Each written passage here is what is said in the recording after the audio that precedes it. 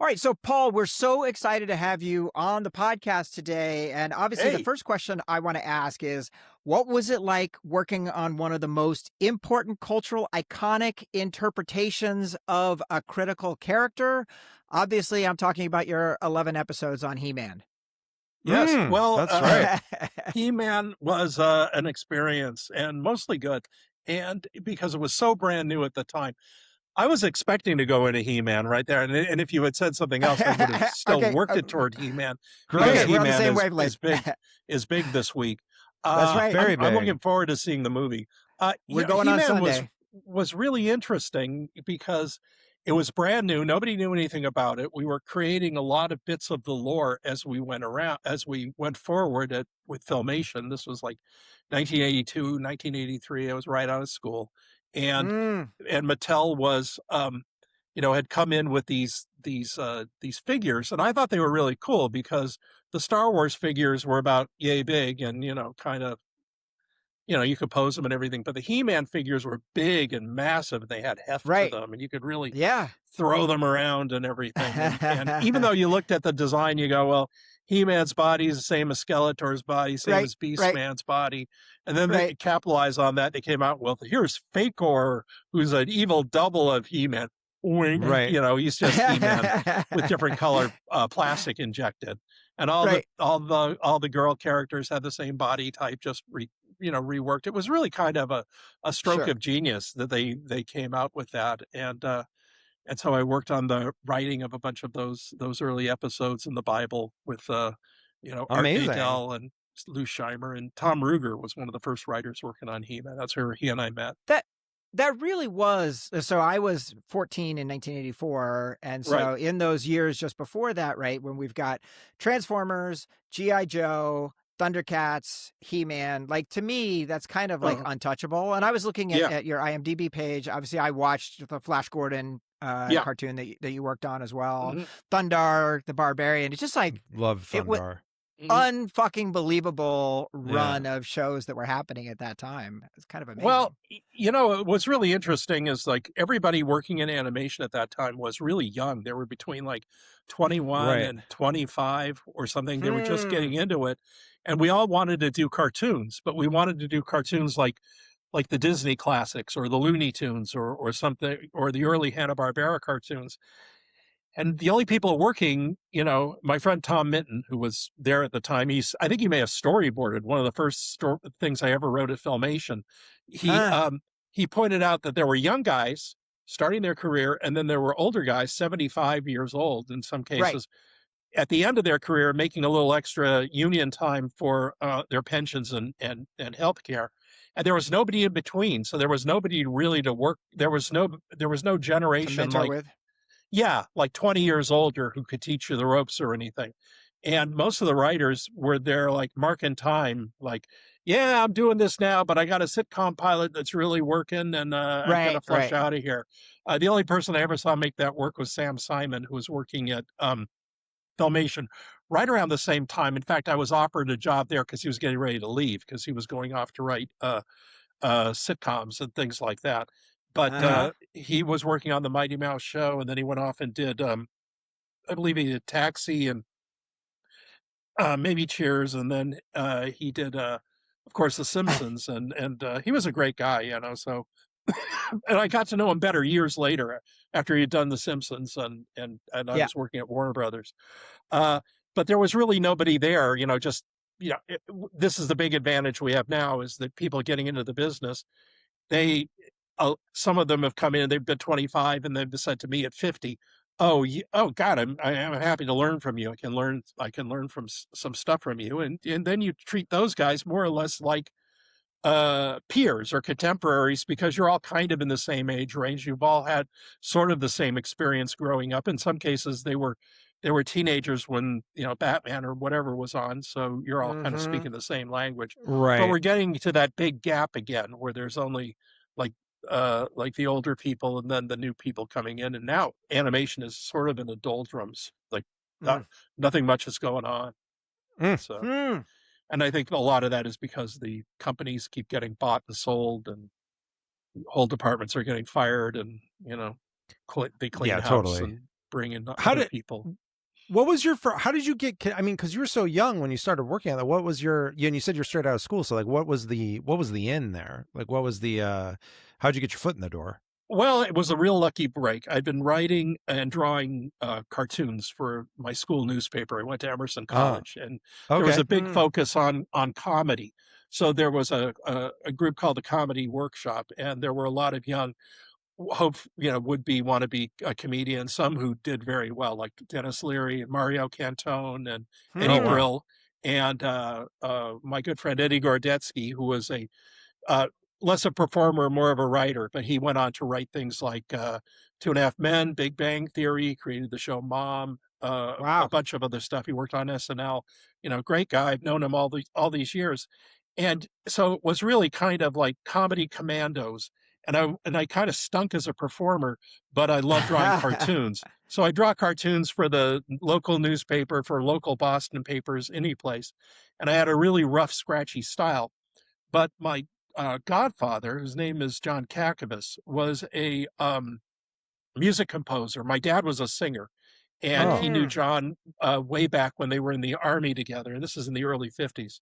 And my dad was kind of a rising crooner at the end of the big band era. So he was like a boy singer, and he was mentored by Perry Como and Tony Bennett, guys like that. And he Jesus. and he cut some records, and then and he remained good friends with John, who went on to become one of the top composers for TV shows. So he composed for Mm. Kojak and Columbo, did some movies, and then had a very distinguished career working in London and with the London Symphony Orchestra. Mm.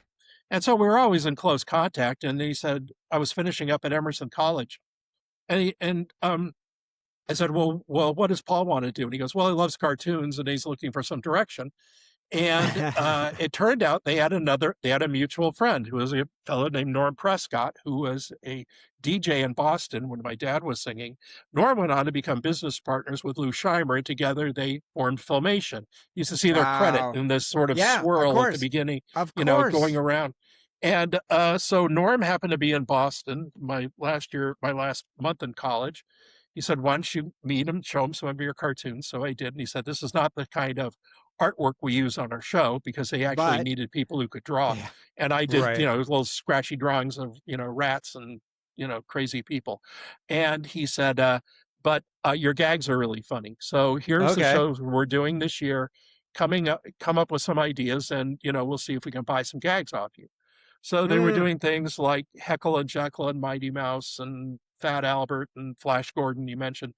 And I submitted ideas for all of them, and they said, "Well, you can do action as well as comedy. Your stuff's really rough, but if you want to come out for a year, and we can't promise you much more than that." But so I went out, right before graduation. I had this job, and then I went out and just started work. And I was 21 years old and Where were you working with living? the Like where was Filmation at that point?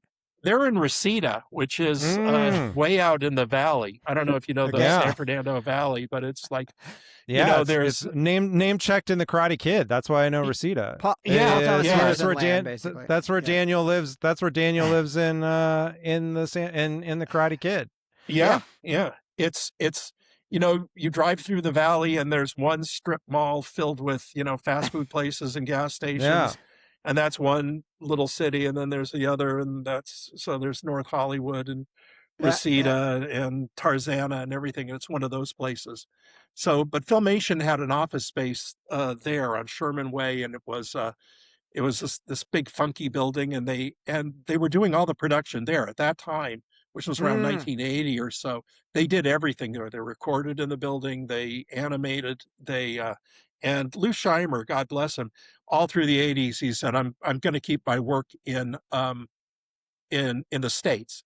In the And, US, yeah. Filmation animation was never, quite up to what, of course, what Disney was, or even Hanna-Barbera when they were doing Johnny Quest or shows like that. But it was good, Sure. consistent stuff. It was on the air, and it was a great break. So I went in and worked with their story people. I met guys like Tom Mitten, Tom Ruger, a few others who were starting their career at the time. And I just wrote everything that came up, and I got to be fast, and I got to be, you know, proficient, and the storyboard people would occasionally stop by and say, "Hey, the script is funny," Hmm. and then we weren't really supposed to fraternize because that slowed up production. Everything was, work, work, work, get it out there, get it out there. And but occasionally I would like go to lunch with a storyboard guy, and we figure out ways to plus it or do gags and do better gags and things like that. So it was a good launch pad. Jason and I very rarely fraternize. We try and keep it, very Oh professional yeah, all the time. Just like yeah. get it. This is when you see each other is like on the screen, huh?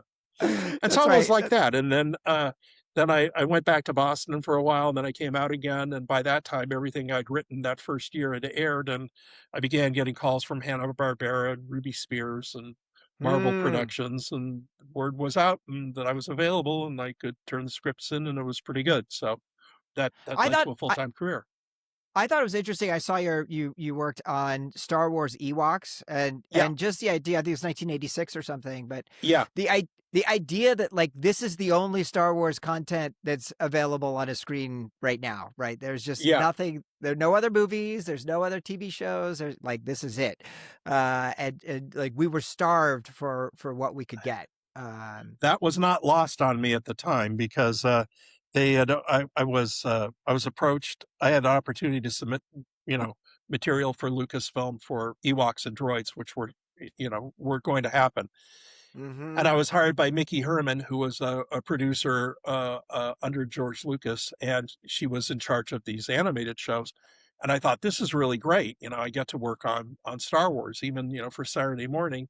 Think of the things I'm going to learn, and it's going to be a great experience. So I Right. went, um, I went up and with a couple of other writers and met George Lucas, and he liked my work for Ewoks, Oh, and amazing. there were the other writers were for droids. And I thought, this will be fun. Yeah, it's Saturday morning TV. It's kind of goofy, but it's great. And after a while, I was working there on Skywalker Ranch, living close by in the Bay Area, where I'd grown up in the East Bay anyway, so it was like moving home. Okay. Okay. And and literally, I was working out of my folks' home for a while I was looking for an apartment. My dad would come in and goes, You're not going to live here, are you?" And it's like, "No, Dad, I'm only here for about 2 weeks." "Okay, can it be 1 week?" "Yeah, it can be 1 week." Yeah. And I would drive all the way from the East Bay over to Marin County every day, and That's And what working eventually Matt on I the is. ranch, like that's the yeah. absolute dream. Like it's the most magical place in the world. Yeah, and it was really magical then because it was just starting up. And so Oh a yeah. lot of the buildings were up. The tech building was up. We were in a building called the Stables, which was there's the main Mm. house, and it was sort of to the left, off to the back. Yep. Yep. And the amazing thing about the ranch was George could have made it look like anything. He could have made it look high tech, industrial, Sure. and he purposely made it look like a ranch that had been there for 100 years, and the buildings have been retrofitted to Yeah. for this new purpose.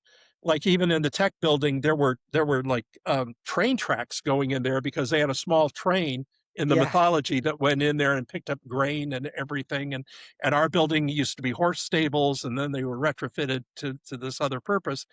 But it was all built with that great sense of design, like a Walt Disney would build something like, oh yeah, Mm. this was from the 1880s, and now it's the 1980s, and it's been retrofitted to look like something else. So it was great Insane. having that window into his sense of design and imagination. And yes, it was. And at that point, Star Wars was. It wasn't dead, but it was certainly dormant, and Right. we'd Right. occasionally ask him, "You gonna do Yeah. more things with Star Wars?" And he goes, "No, those stories are over. I'm gonna do one Yeah. more Indiana Jones maybe, and then call it a day. And Call it. he'd always say, and then I'm gonna make these little experimental films." And Yeah. I think the world is still waiting for those. But one night he Yeah. showed some of his college experimental films, like where he'd Oh taken yeah. a Yeah. camera and mounted it underneath the front of a race car and drove it around a track, and Oh, Cool. amazing amazing. stuff that he just did in college. And it's like, yeah, more of that, please. That's like fun. And Yeah. Bring. then he was working with his friends like Francis Coppola on movies like Tucker and a few other things, and Oh, Labyrinth with Yeah. right. Jim Yeah. Henson. Right. And so it Sure. was a very interesting time to work there because he was getting involved in different things. And meantime, we're in the back, and we're the only people doing Star Wars. We're doing the Ewoks and the droids, and kind of making up the mythology that went along with that. And we'd occasionally run things by him, and he'd say, "Yeah, that's good," or then he'd say, "Nah, do something else," and then we'd come up with something else. you would like that. But it wasn't until years later that I was working on the Clone Wars that, and he had a lot of input into that. I was living down here Mm. in LA, but then it was sort of like, oh, I get to do real Star Wars. I get to, use a lightsaber and cut people in half and do really cool violent stuff. And then that was a lot of fun. And he was getting involved in it too. And he really apparently really liked working on the shows at that point. And those were all being done up at Skywalker. Yeah, So yeah, yeah, yeah. I Crazy, spent yeah, crazy, it was crazy. a great learning experience. So And then obviously you got over to Warner Brothers where you worked on Tiny Toons Adventures and yep. Animaniacs Mhm. and Freakazoid. Mhm. But the character you are the most closely associated with and most well known for, I want to get into. And part of this all sort of came together perfectly. My son is 8 and Mhm. has just been playing, like, he doesn't generally ask for video games. He Right. usually is just playing Lego Star Wars or Lego Fortnite. Yeah. And he's like, Dad, there's a Lego Batman game coming. Can we please get it? Yeah. And I got it, and we started playing it. And I'm like, okay, we got to watch Batman '89 because you're not old enough Right. to watch the Nolan one yet. Or actually, really, Right. I think he's ready to watch the Nolan one, but I'm like, I don't want to start with Nolan and then Right. go back. You can't go backwards. And I had 2 years ago shown him Batman '66, so I Right. did do it in the proper order. Yep. But '89 was great, and then now we've started watching the animated series. But so, Mhm. how did you get involved with Batman the animated series? What was it like, the original kind of formation of the team and kind of getting up and running there? Like, you had something that was instantly a Yeah. complete sensation. I was 22 when it came out, a Right. huge Batman fan from Dark Yeah. Knight and from Year One Mhm. and from, going back stuff I was reading in the '70s and '80s. So what was it like for you showing up and getting into this? Well, what had happened was Lucasfilm had been winding down around 1988. We weren't going to be picked up for any new shows, and yet they had a games division that was up and running, and then they had Mm, Pixar, which was just starting, and so they had the very first Pixar crew over there making little shorts, but mm. Lucasfilm was really the only game in town, and it didn't look like they'd be back for any, new Saturday morning series or anything. So I began putting the feelers out, and then I was freelancing on a couple of projects in LA, and then Tom Ruger, who I'd known at Filmation, and then I had worked with. He'd call me up and say, "Hey, you want to write a Scooby Doo?" At Hanna Barbera, and stuff. It was always fun working with him. And he said, "I'm starting a new crew with to work at Warner Brothers, and you like Warner Brothers, right?" I said, "Yeah, I love it." He goes, "Well, why don't you come down and let's make a deal for you to we're doing a show called Tiny Toon Adventures with Steven Spielberg, and you worked with George Lucas, you want to work with Steven Spielberg." And I said, "Oh yeah, that would be fun. That's a logical extension, sure."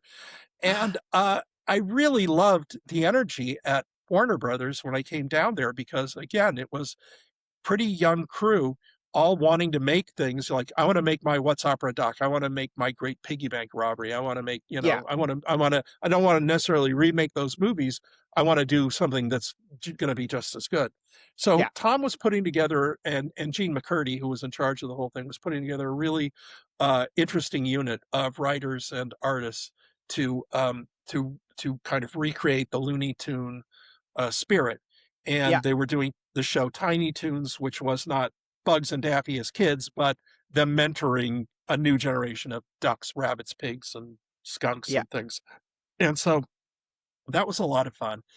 And I was working with some really terrific other writers.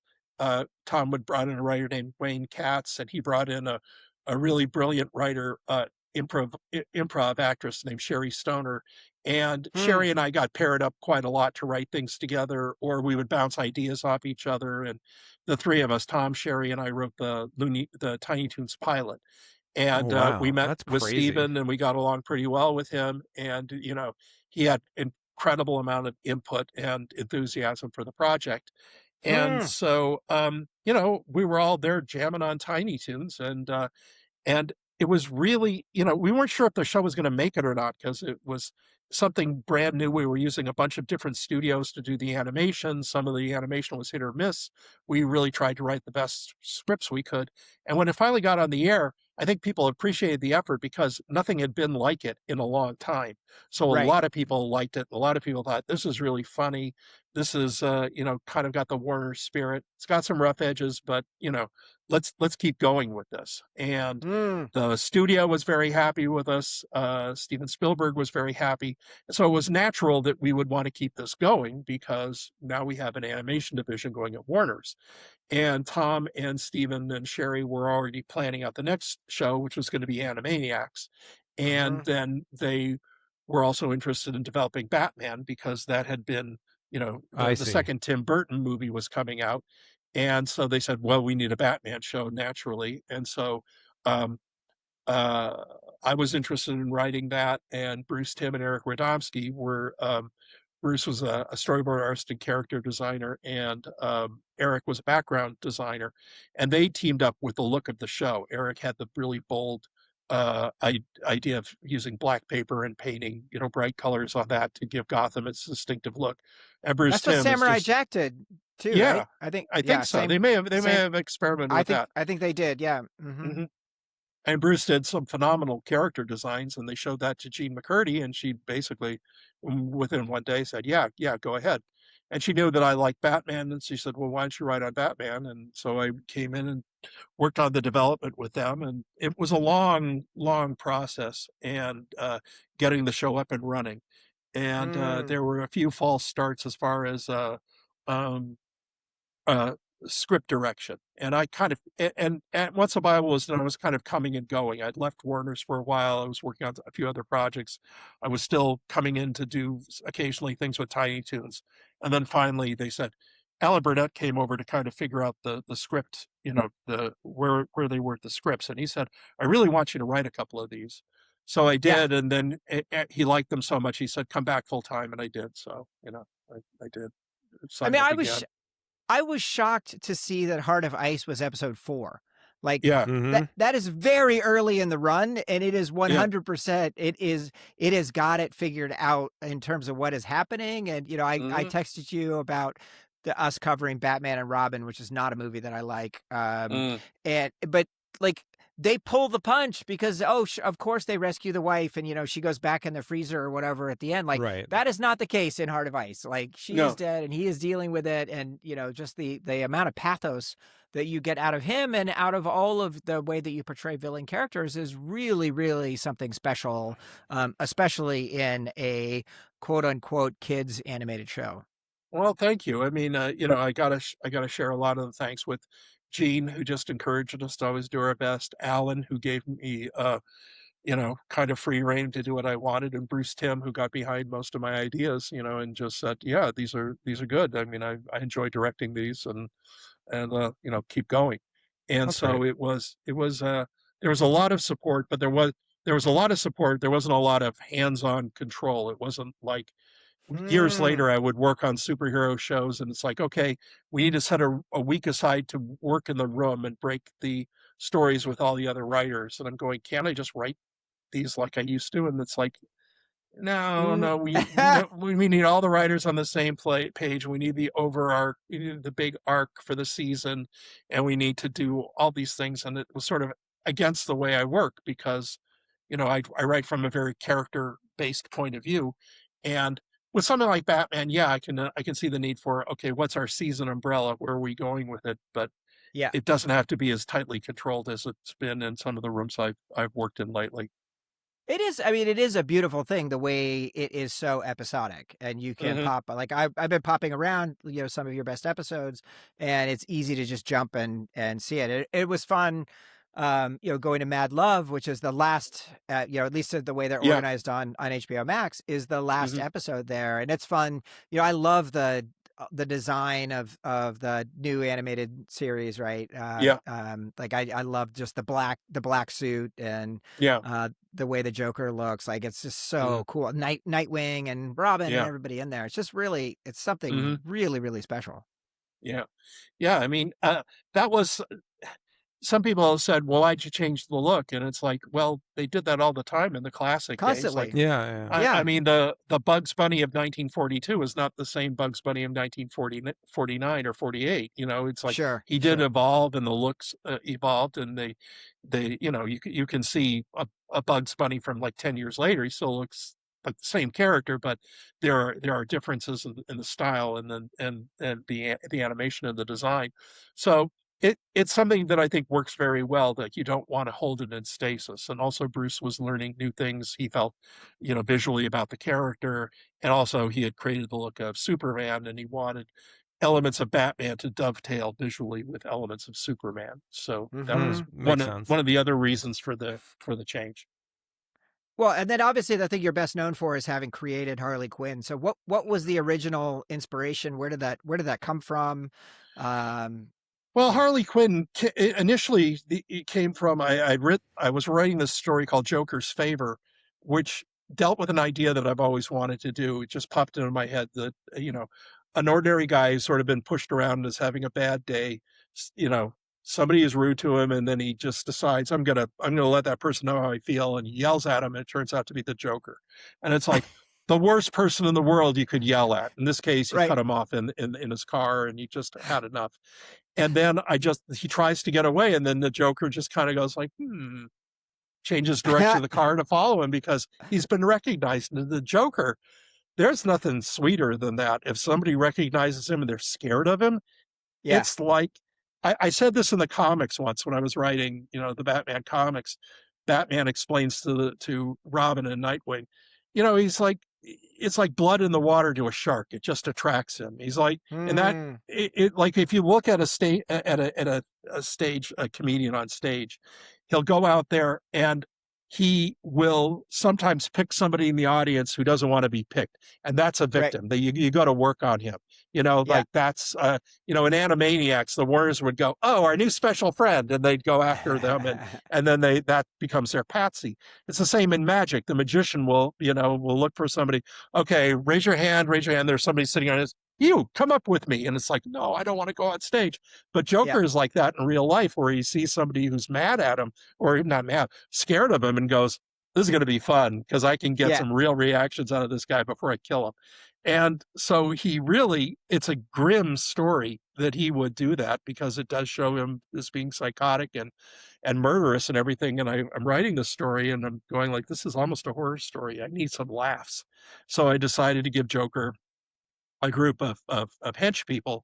And I was inspired by the old shows from the Adam West series, where they would have like Jill St. John as the Riddler's mall, or, you know, they'd bring in a girl would be part of Penguin's gang or something like that. And I thought, well, he just has a girl in the gang, and what if she's bright and funny and always trying to make him laugh, and she gets better laughs than the Joker does. He probably wouldn't like that, you know. He'd probably glower at her, or saying, you know, quiet, I'm the one getting the laughs.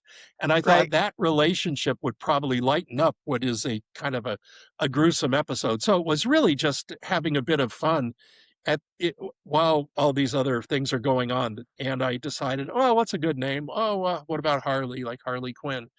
And then as far as a character type, I was friends with an actress named Arlene Sorkin, who is a comedic actress and a writer and producer. And she has this very bubbly, effervescent persona, where she kind of affected the look of one of those snappy blondes like you might have seen in a 1930s comedy.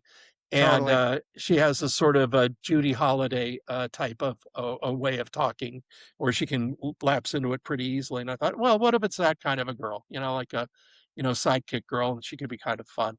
So I put her in, and she did what she was supposed to do, take some of the onus and off the episode, and brought in some light moments that weren't really, that were kind of like almost like ad-libbed wisecracks, even though, you know, I'd written all her, you know, lines out, where you can imagine that she would say something like, after she's been, you know, caught by Batman, gee, beauty school's starting to look pretty good by now. You know, at that point, we weren't really sure. She's probably just a girl on the street who was, you know, picked up by Joker and was into the thrill of it.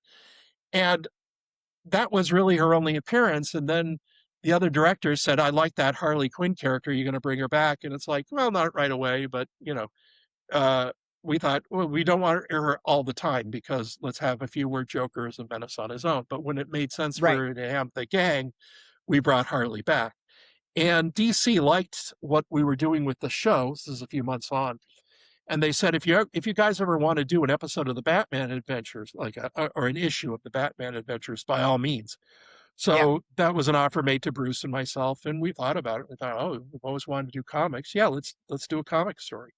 So we kind of thought about the idea of what if we do a story, that explains where Harley came from. So one day we went to lunch and we just said, what if that's his psychiatrist in Arkham? And that's revealed that that's who she was, and he broke her and then put her back together the way he wanted. And now she follows him everywhere. That really is dark and sinister that he would do this thing. It's like reverse Pygmalion. I'm going to break you down and remake you into what I want you to be.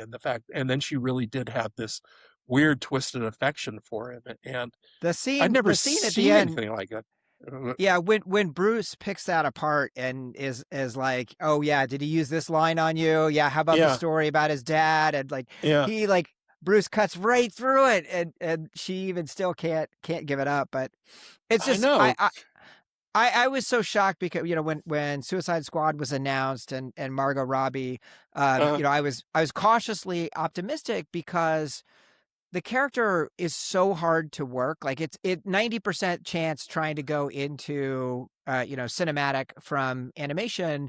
It falls flat. It's cringe. She has to be tough and funny and sexy, but also cool.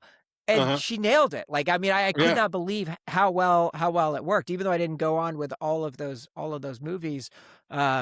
I just was really blown away by her and her presence and what she accomplished there. Very cool. Oh man, she's terrific, and she really likes the character a lot, and she has been very generous in her praise of noting the people who created her, and also the people who keep the character going in the comics. Like at that time, it was Jimmy Palmiotti and Amanda Conner, and of course, myself and everything. And when I met her, she said, "Is there anything that you could be that you can suggest that I be doing, to play her?" And I said, "No, wow, you're that's amazing."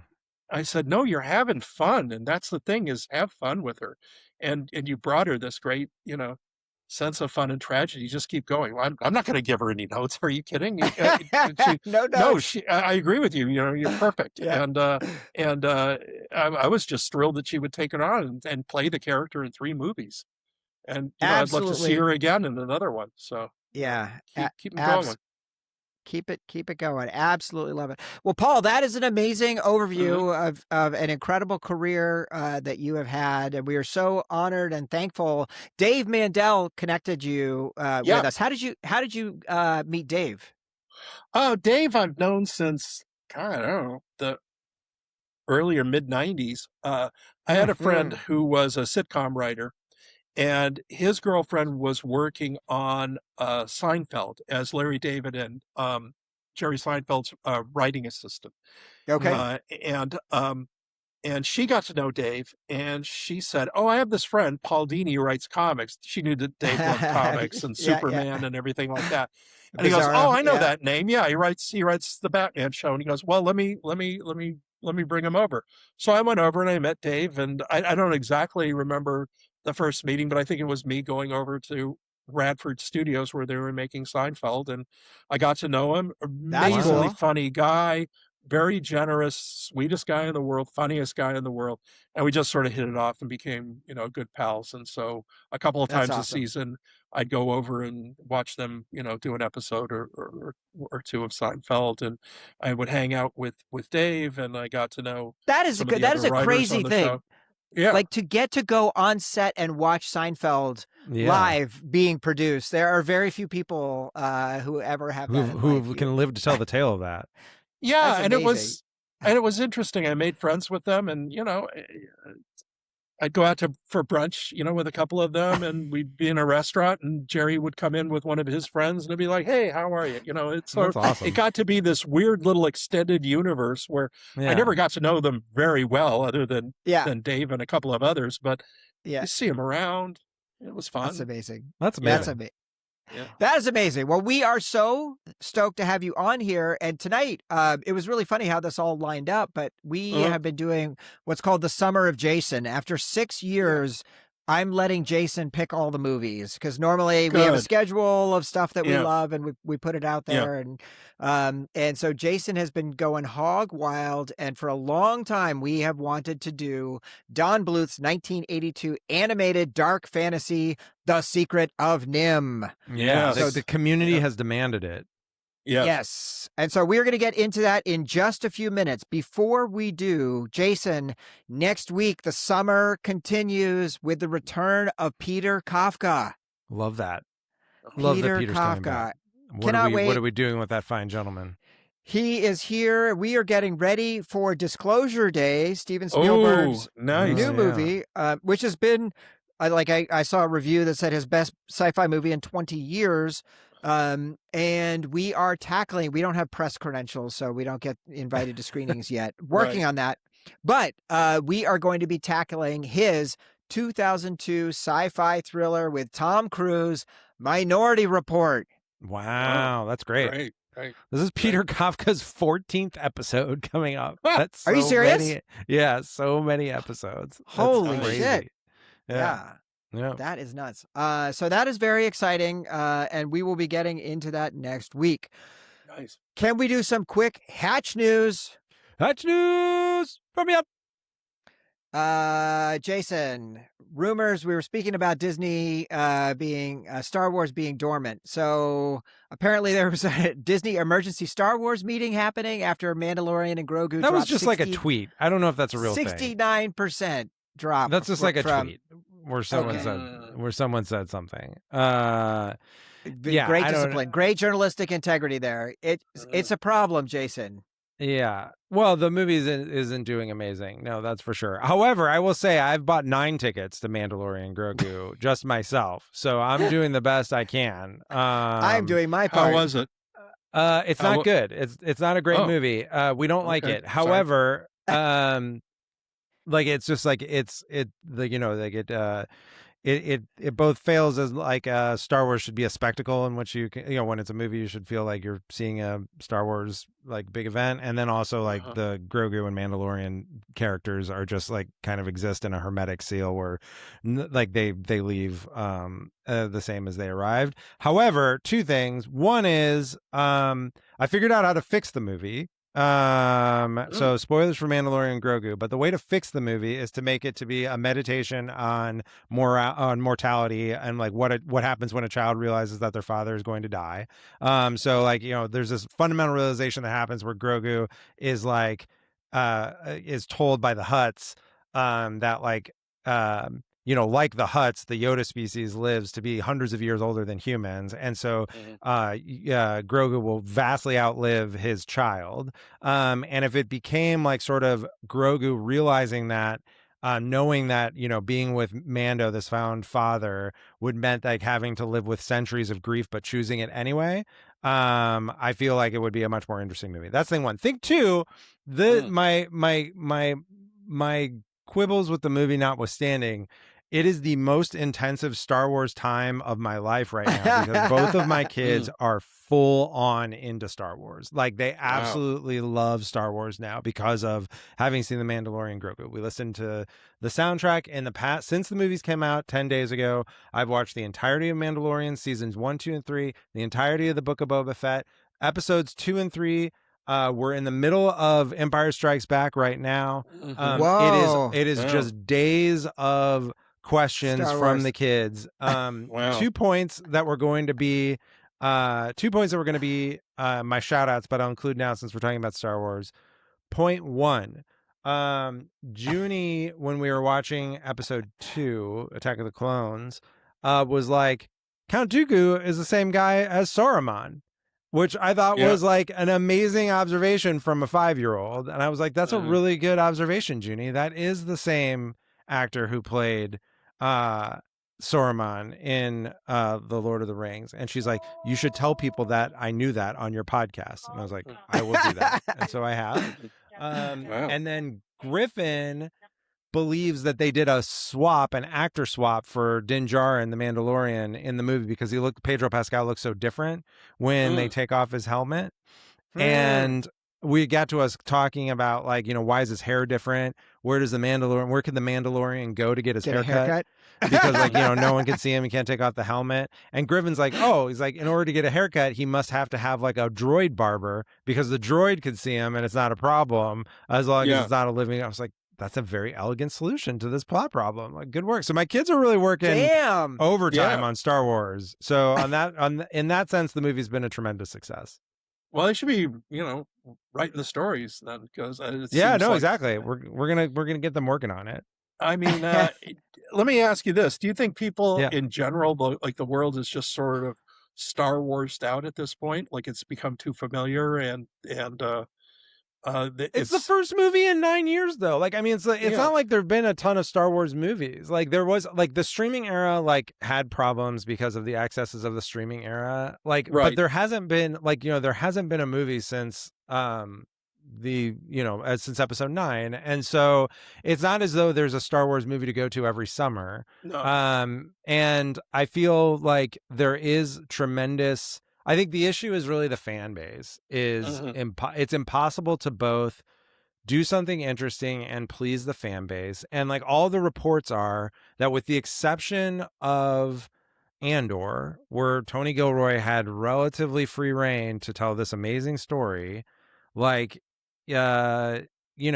everyone else is kind of brought in and really tightly controlled in their process about how they have to deal, how they have to kind of, what points they have to hit and how they have to exist in the universe. And there's been, really tremendous creators who are like sort of talked to as like, hey, do you want to do something? And as soon as they get into production on it, they realize what it's going to look like and they walk away or get fired. And so it's just like, they haven't figured out the creative management aspect of it is what, with the exception of Andor. And so I don't know. I don't know how to solve that. That's not a problem I pretend to know how to deal with. I couldn't believe it when Lindelof was talking about his script. He wanted to do like the Protestants versus the Catholics, and totally like nostalgia versus Reformation. Like that, and I like that doesn't get green. Like guys, like the biggest problem. Obviously, why that's not going to get greenlit is because there is a vibrant religious church among the fan base for the cause of nostalgia and is expressly anti-reformist. But this is where it's very difficult. This is where I think, though, what they're doing with Tropper and Sean Levy is just to sidestep all that and just be like, we're just going to go make a new fun Star Wars movie, and it's not going to be tied to anything, and it's going to go. I think that will work. I don't really care. I don't need a Luke Skywalker show, although I think it's a brain dead simple idea that having a Luke Skywalker show would be a good idea. I just want you to make good movies that had good characters and good plots and things happen that I care about. That I think that would be chill. That would be very chill. Do you have an idea? Do you have an idea for a Star Wars, Paul? Yes, I do, but it'll never get made. Do you want to talk about it then? Since that's it'll never what get Tony made? Gilroy said. Well, my fear is it'll never get made, but somebody will watch it anyway and find out the right spin on it, and then go in and pitch it. And, okay, and I'll leave that. You don't have to give your ideas. You're a professional. You don't give your ideas away for free. I respect it. No, but I did think it was odd that when they came back and they did the new, the last 3 movies, that they did sideline the major characters, and I'm wondering how much of that was like a business decision, like, people sitting down and saying, let's be real.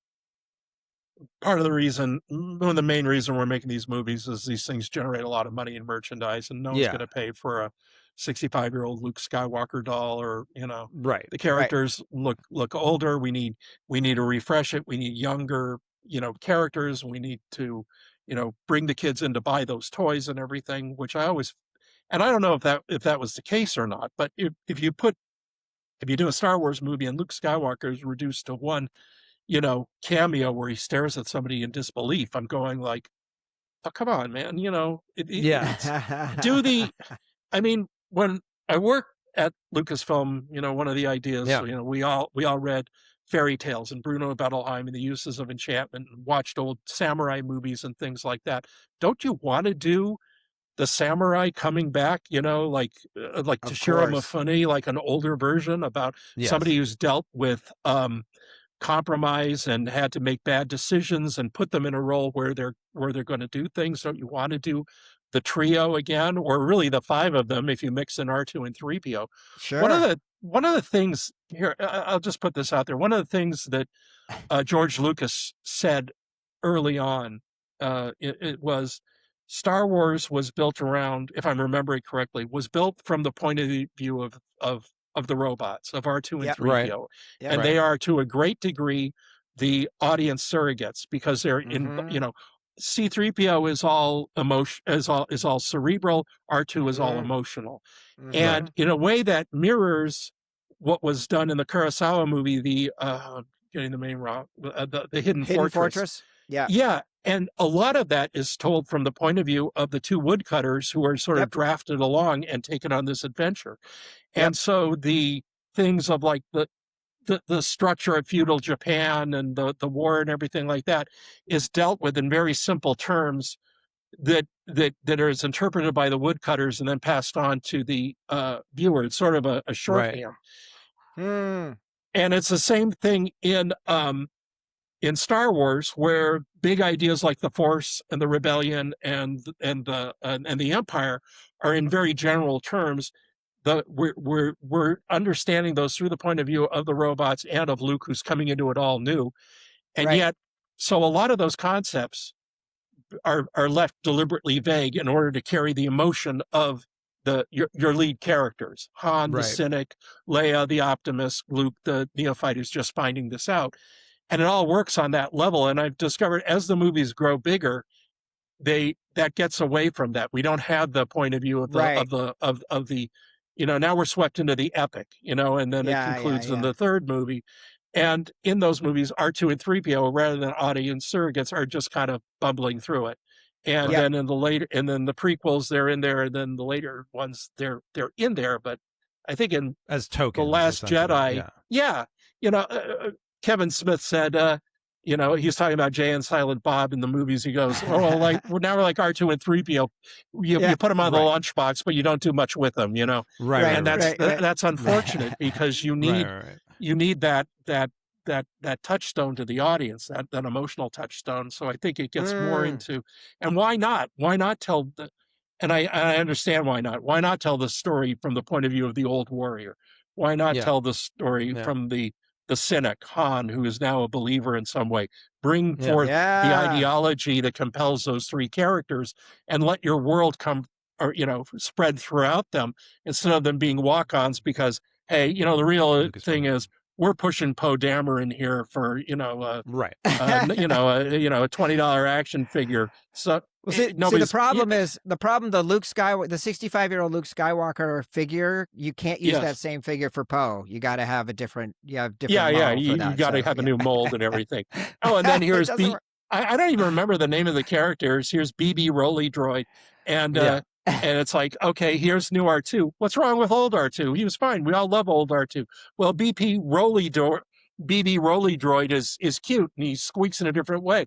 And by the time we do the third movie, he's got his own little version of Woodstock who goes around with him. It's here's the new Snoopy. Here's new Woodstock droid. That's true. And it's like, and that's one of the reasons I hate sequels. That I don't hate every sequel, but in animation in particular, you do like a really great animated movie, and then you've got a franchise. So the next movie, there's more wacky minions that you have to care about, or more prehistoric animals that you have to care about that have to have a through line, and then your leads get diminished. And I just can't keep up with it anymore. I will say that, like, just on the Woodstock point, the best part of the Mandalorian and Grogu are the tiny puppets. Like the puppetry is amazing. The Babu Frick in the movie, and and Zellens, the little Babu Fricks are fantastic. And the whole movie was Babu Fricks.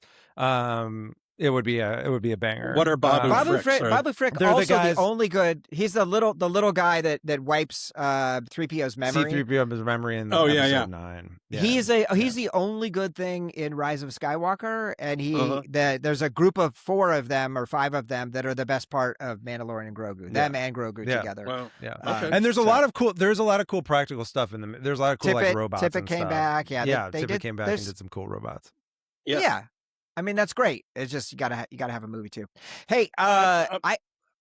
I have a question. Should we get into this movie, you guys? I suppose so. I suppose Yeah, we let's talk about do. the Secret of NIMH. Let's do it. Let's see if we can cover it. All right, here we go. The Secret of NIMH is a tale of bravery in the face of danger on all sides. Mrs. Brisby is a widowed field mouse raising her 4 children alone after the death of her husband, Jonathan. When her son Timothy falls ill and her family is unable to join the annual moving day to evacuate their home before the farmer and his demonic tractor invade, she will be forced to seek help from her fellow mice, a hapless crow, the fearsome great owl, and Nicodemus, the mysterious leader of the rat enclave living nearby. Along the way, she will discover the untold true story of her husband's heroism and be called upon to help thwart a nefarious plot that seeks to undo his great plan. Refusing to give up, Mrs. Brisby will learn that only with the courage of the heart can she finally save her family and unlock the secret of NIMH. Woo! Yeah. That's great. Woo! All right. So, Jason, this was your pick. What was your first experience with Secret of NIMH? Didn't see it in the theater, saw it on home video. We had like the clamshell, like the official version, which was rare, I think, for our household because my dad owned the video store and we just basically stole things, like dubbed things from there. But we had the actual like clamshell version of this that I remember pretty well. It must have been like $120 or something at the time. Yeah, they were 'cause, expensive back then. They were very expensive. And just absolutely captivated me as a kid. It was terrifying and like exciting and an adventure, and it had swordplay and magic and like, it was just like sort of everything. It was like science fiction, fantasy, talking animals, and it was just like I loved it. I don't think I'd really distinguished in my mind that this was not Disney or something like that. Like it was just like another, it existed in the firmament of like the other, cartoon movies that I would watch as a kid. I saw it a billion times. I had not seen it in quite some time. Like when I was watching it for the pod, I've watched it a couple times since then. I was just realized like, oh, it's been a long time since I've seen this movie. And spoiler, I still freaking love this movie and think it is fantastic. And very excited to be covering it on the pod this week. Nice. And then what about you? What about you, Paul? What was your first time? I saw it in the theater in summer of 1982 when it came out, and I was a huge animation geek. I see now. Paul and every is time there was frozen. an animated movie, I'd go Paul, see it. you still Didn't matter there? who did it. If it was Disney, it was somebody else. Man, there's some cool posters from this movie too. I think we're frozen. Let me see. I'm gonna look up one of these suckers. I think we're not connected. Oh, that's into Paul. That's Mm-hmm. fine. We did everything except for the podcast.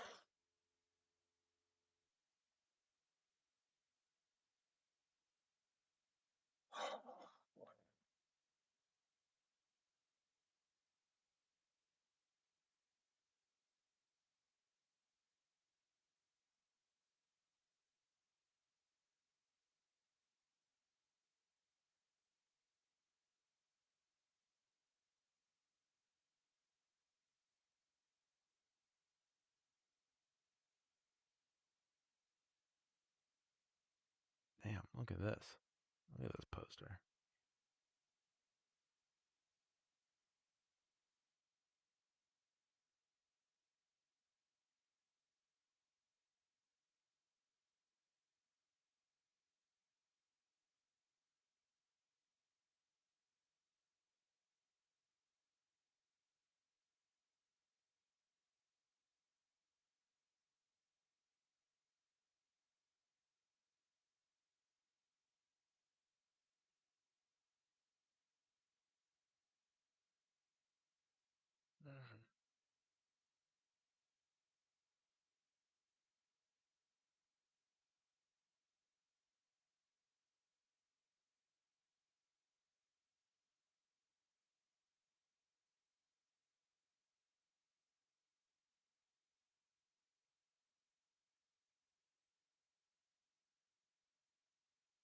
The application did not respond.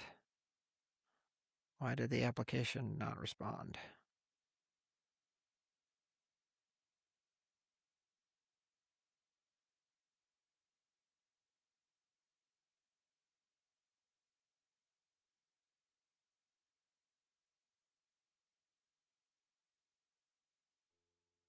Hey, he's Hello. back. Yeah. You're back. I'm sorry. I don't know what happened there. It was a Things a glitch. freeze or something. We're chilling. We're chilling. Uh, That happened to Jason last time, so Yeah. no worries. So he just wrapped up his piece there. So what was your first experience? when did you with first see this The movie, Secret of Paul? NIMH? I saw this in the theaters in July of 1982, and I was really excited for it because I used to see every animated movie that came out. I'd been writing animation for about 2 years myself, and so I want to see what everybody else is doing. I want that feeling of like when I was a kid and I went in to see, The Jungle Book for the first time or any of the Disney classics. And I knew that Don Bluth had been a Disney animator. I knew he had left over the Fox and the Hound. They didn't like the way the story direction or the movie was going on that with that project, and they were going to start their own studio. And I thought that the book was called Mrs. Frisbee and the Rats of NIMH. I thought that was really an ambitious subject to tackle. I'd read the book and I've read it since. I don't retain a lot of it. I know both the book and the movie kind of get jumbled up in my head a little bit. They're similar, but there are big differences. But I thought that I saw the movie. Oddly enough, I didn't enjoy it as much as I enjoyed The Fox and the Hound, which is much more of a traditional Disney movie, and it has more of the visual, emotional things. A dog and a fox growing up together, and now they're going to kill each other. Ooh, there's a bear. Was it Kurt Russell? Is Kurt Russell one of those characters? Yeah, he was Copper the Hound, and Mickey Rooney was Copper. Todd the Fox. I love that one too, man. I watched the hell out of that. I mean, it's a great one. End. Yeah, the ending where they're both beaten up by this bear and they both fallen off the waterfall. They're both barely alive, and the dog stands in front of the fox and whines, and the hunter drops his gun. And it's like, that always works. It works. And hell yeah. And Nim was going for a different emotional feel, but still coming out of the heart, about Mrs. Brisby and everything, and her devotion to her kids and the desperation to move the house and everything. But I liked a lot of the things in it, but I found it, and I watched it again recently, and I was much more captivated with it, and I was more into it now. But I did see it a few times in the '80s, and I thought, they spend an awful lot of time on the sidekick characters. Like the Crow is kind of annoying. I mean, Brisby saves his life in the book, and he repays her by flying her to the owl and everything. But the whole subplot about him wanting a perfect nest and he was trying to attract a mate and everything like that, it's distracting. And Mrs. Brisby is just sort of forced to stand there and listen to him. And Dom DeLuise is a really funny actor and everything, but it's almost like the animators got the vocal tracks and they had too much fun with him. Let's animate everything he does, and let's have him play with the yarn and get caught up with it. And I remember watching it, when it first came out, I'm going like, okay, what's the plot again? She has to move the kid. And then there's this mouse who's really smart and he has all these things. And then there are these rats who are really intelligent. I need more of that, and we've got this cat that looks kind of like Godzilla who's out to kill everybody. And I found myself getting distracted from the thrust of the story because I thought the idea of the escaped rats, like the super intelligent rats, that was really right behind me there's Pinky and the Brain. They're listening in, because they're taking notes. They want to figure out where to succeed where the rats might have failed. Because it's similar idea, the experimented upon animal who becomes, human-like and even more intelligent.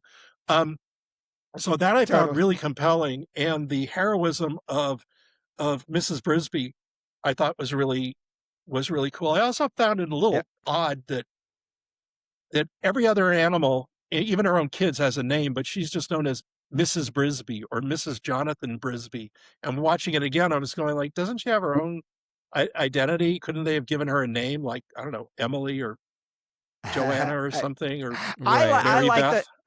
I like the fact that it was Mrs. Frisbee. Well, let me jump in really quick and just say, just for me, and we'll get into any of these points in more detail. But so for me, I saw this movie once as a kid, but it didn't really stick with me as like a formative film of my childhood, and I'm not quite sure why that was. I remember seeing it and liking it, and I was doing, all the Disney stuff, but this was definitely a time where Disney was kind of, bottoming out and kind of struggling in what they were doing. I keep thinking of like 101 Dalmatians, where like you have a library set that they're on and all of the books are like just gray. Like it's just like the entire back wall is just all painted one color. There's no differentiation between anything. You can see how they've kind of like strip mined everything back to the very basics. But this film, although I thought it was kind of beautiful and weird, and I also really liked as a kid, Watership Down, which I remember watching on HBO a bunch of times. That definitely had a big impact. So that idea of, and Animal Farm, the animated version of Animal Farm, that really connected with me. So I like that idea of trying to tackle bigger topics. It's similar to Star Trek, the idea of like you can do these difficult topics via sci-fi or via animation, and really make it work. Right. So some quick behind the scenes. You already hit some of this in terms of kind of like the foundation for this, but Bluth was attracted to the idea of making this book into a movie, and he had been a director. He'd worked on Sleeping Beauty as an animator, was a director for The Rescuers and Pete's Dragon, but was quite disillusioned by this cutting corners that was happening, moving away from multiplane camera, going to these simplified backgrounds. And when they passed on his 42nd birthday on September 13th of 1979, he walked out. And he led a group of 14 animators, and basically that detonated Fox and the Hound, which was in the midst of being made. And they're like, we're just going to keep, we're going to go do our own thing. So Don Bluth Productions, this incredible idea of a bunch of master artisans getting together, doing their own thing. They had a total budget here of less than $7 million. No worries, man. They had a budget of less than $7 million, which was about a third or a quarter of what Disney would be spending on an animated film. The crew, they set a target of less than 3 years to make the film. They had to mortgage their houses in order to get through it, but they did. And in the end, that budget, $6.3 million worldwide, $14.7 million. So it was a success, but not a breakout hit. Right. Part of the reason for that, Jason, box office, summer 1982.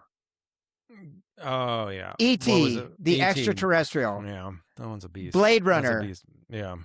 Star Trek II, The Wrath of Khan. Poltergeist.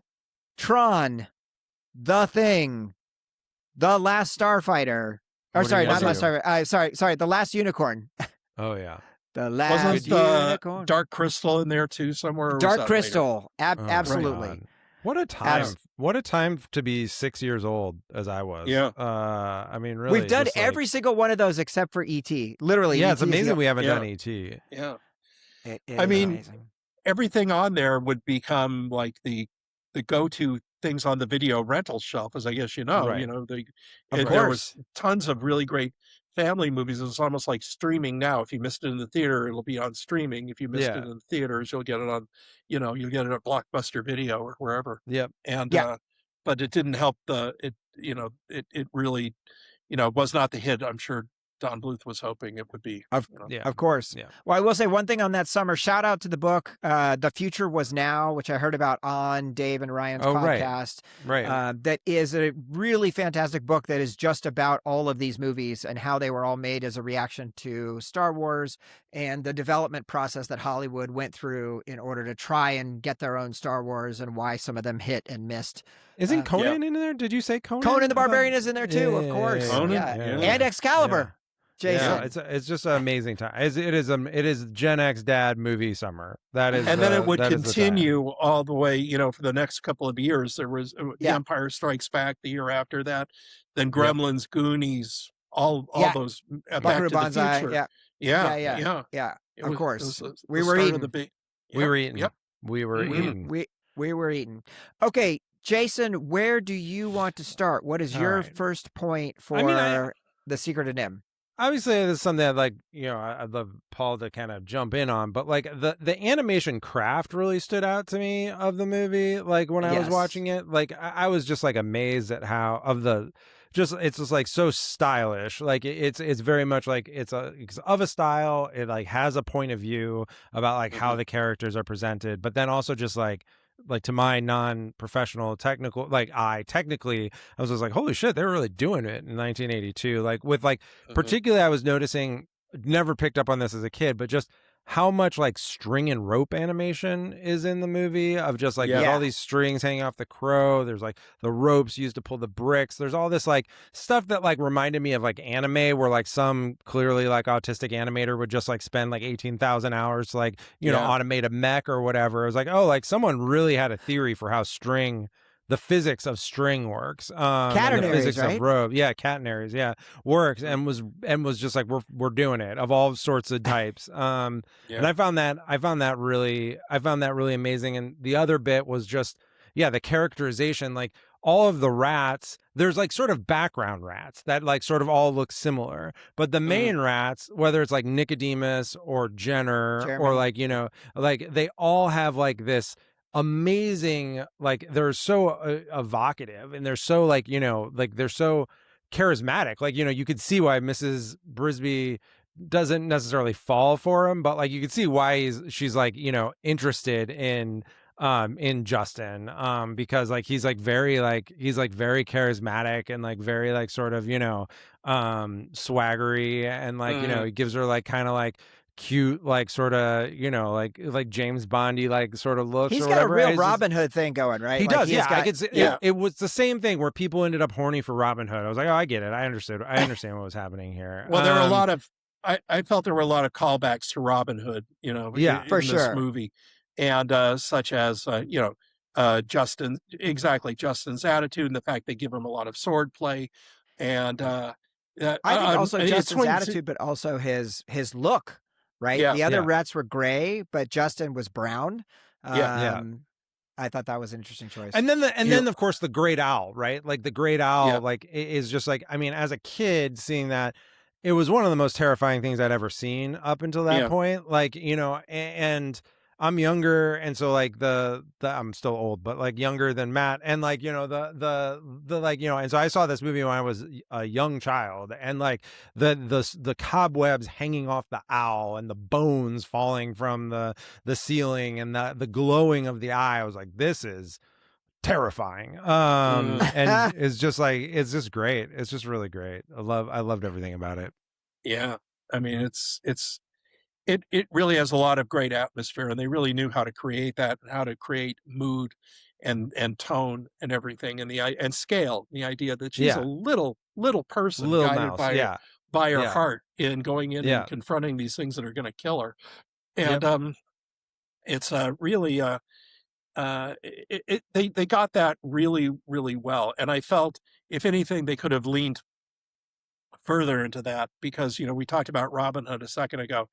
Mhm. And part of the problem with Robin Hood I had as a kid, I liked it. I thought it was fun and funny and everything, but I really didn't like the sidekick characters that much. And it's the Interesting. same here, that the Brisby's kids are very close to the rabbits and the turtle Right. in Robin Hood. And Right. again, it takes, and when those characters are introduced in Robin Hood, the movie basically stops. And Right. it's not about Robin Hood anymore. These are bits that are allowed to go on too long, that the Right. animators fell in love with, which is Yeah, always yeah. a problem in feature animation, is that we had more plot, but we came up with great gags for this character. So we cut out Right. plot and we added the gags. And it's like, no, the audience's attention is a very ephemeral thing, and you have to hold it all the way through it. So if that means Right. cutting out some time with the cute bunnies or the little mice or something, that's kind of what you have to minimize. And I felt like they had picked that up from Disney, but maybe not the best way that Disney would have done it. Like that Right. is a very Disney moment, but it's even more of a Disney moment when they trim it down, trim it down, trim it down, and then you Right. just get the bare minimum of that. Yeah. It goes a Yeah. long way. It does. Because Yeah. what fascinated me was the story, everything told in flashback about the rats in NIMH and their struggle to escape. They're really coming into the doorway of real terrific animated drama. And there are times they shortchange that to get back to the kids, to get Right. back to Brisby's moments of insecurity. We know she's insecure. She's got to toughen up a little bit. You don't need another scene of that. And, the Yeah. crow and everything like that. It's like, go for your story meat and Yeah. Yeah. and Yeah. the cool stuff. That makes total sense. I just wanted, Jason, I want to piggyback on the animation, because I was like stunned looking at this Yeah. animation, and it Yeah. is this incredible combination of both the idea of, like, they brought back the multiplane camera technique, which in San Francisco at the Walt Disney Family Museum, you can see the You can see it, multiplane. baby. Yeah, and Mhm. how they would move the different components to make it so much more complex. So you have that. They also did like these. They had multiple color palettes for every character, so that they could look different under different lighting conditions. And they're hand drawing, highlights onto every single frame. Like, it was just unbelievable how good the animation in this all looks. Stuff like the swimming underwater, like her when Yeah. she's Yeah. underwater making her way, I thought was really incredible. But Jason, the thing that really struck me about this movie was the fusion of magic, fantasy, and tech. Right. And like, the animation Yes. is so good, but because This was one of my environments, points too. it's Yeah. unbelievable, right? You have this, like the lighting, the electricity, Sam, after we watched the movie, and Sam really liked it. Good. He loved the idea of the lamp submarine that they go in. Yeah, it's amazing. And then he's like, I remember, Dad, when the top such a strong closes and then the memory. water Yeah. drains out of the bottom, like, that was so cool. And I was like, yeah, that was extremely cool. Yeah. Yeah. And that's a complete film invention. Like, the book, which I've not read, but I researched. Really? Like, the book is not a fantasy in any way. It's a completely rationalist, like, sci-fi story, Interesting. where it's Yeah. like the mice get Yeah. super intelligent and they use electricity and shit. But like, there's no magic, there's no stone, there's no book Nicodemus writing in gold. There's no magic in the universe. It's just like it's science fiction.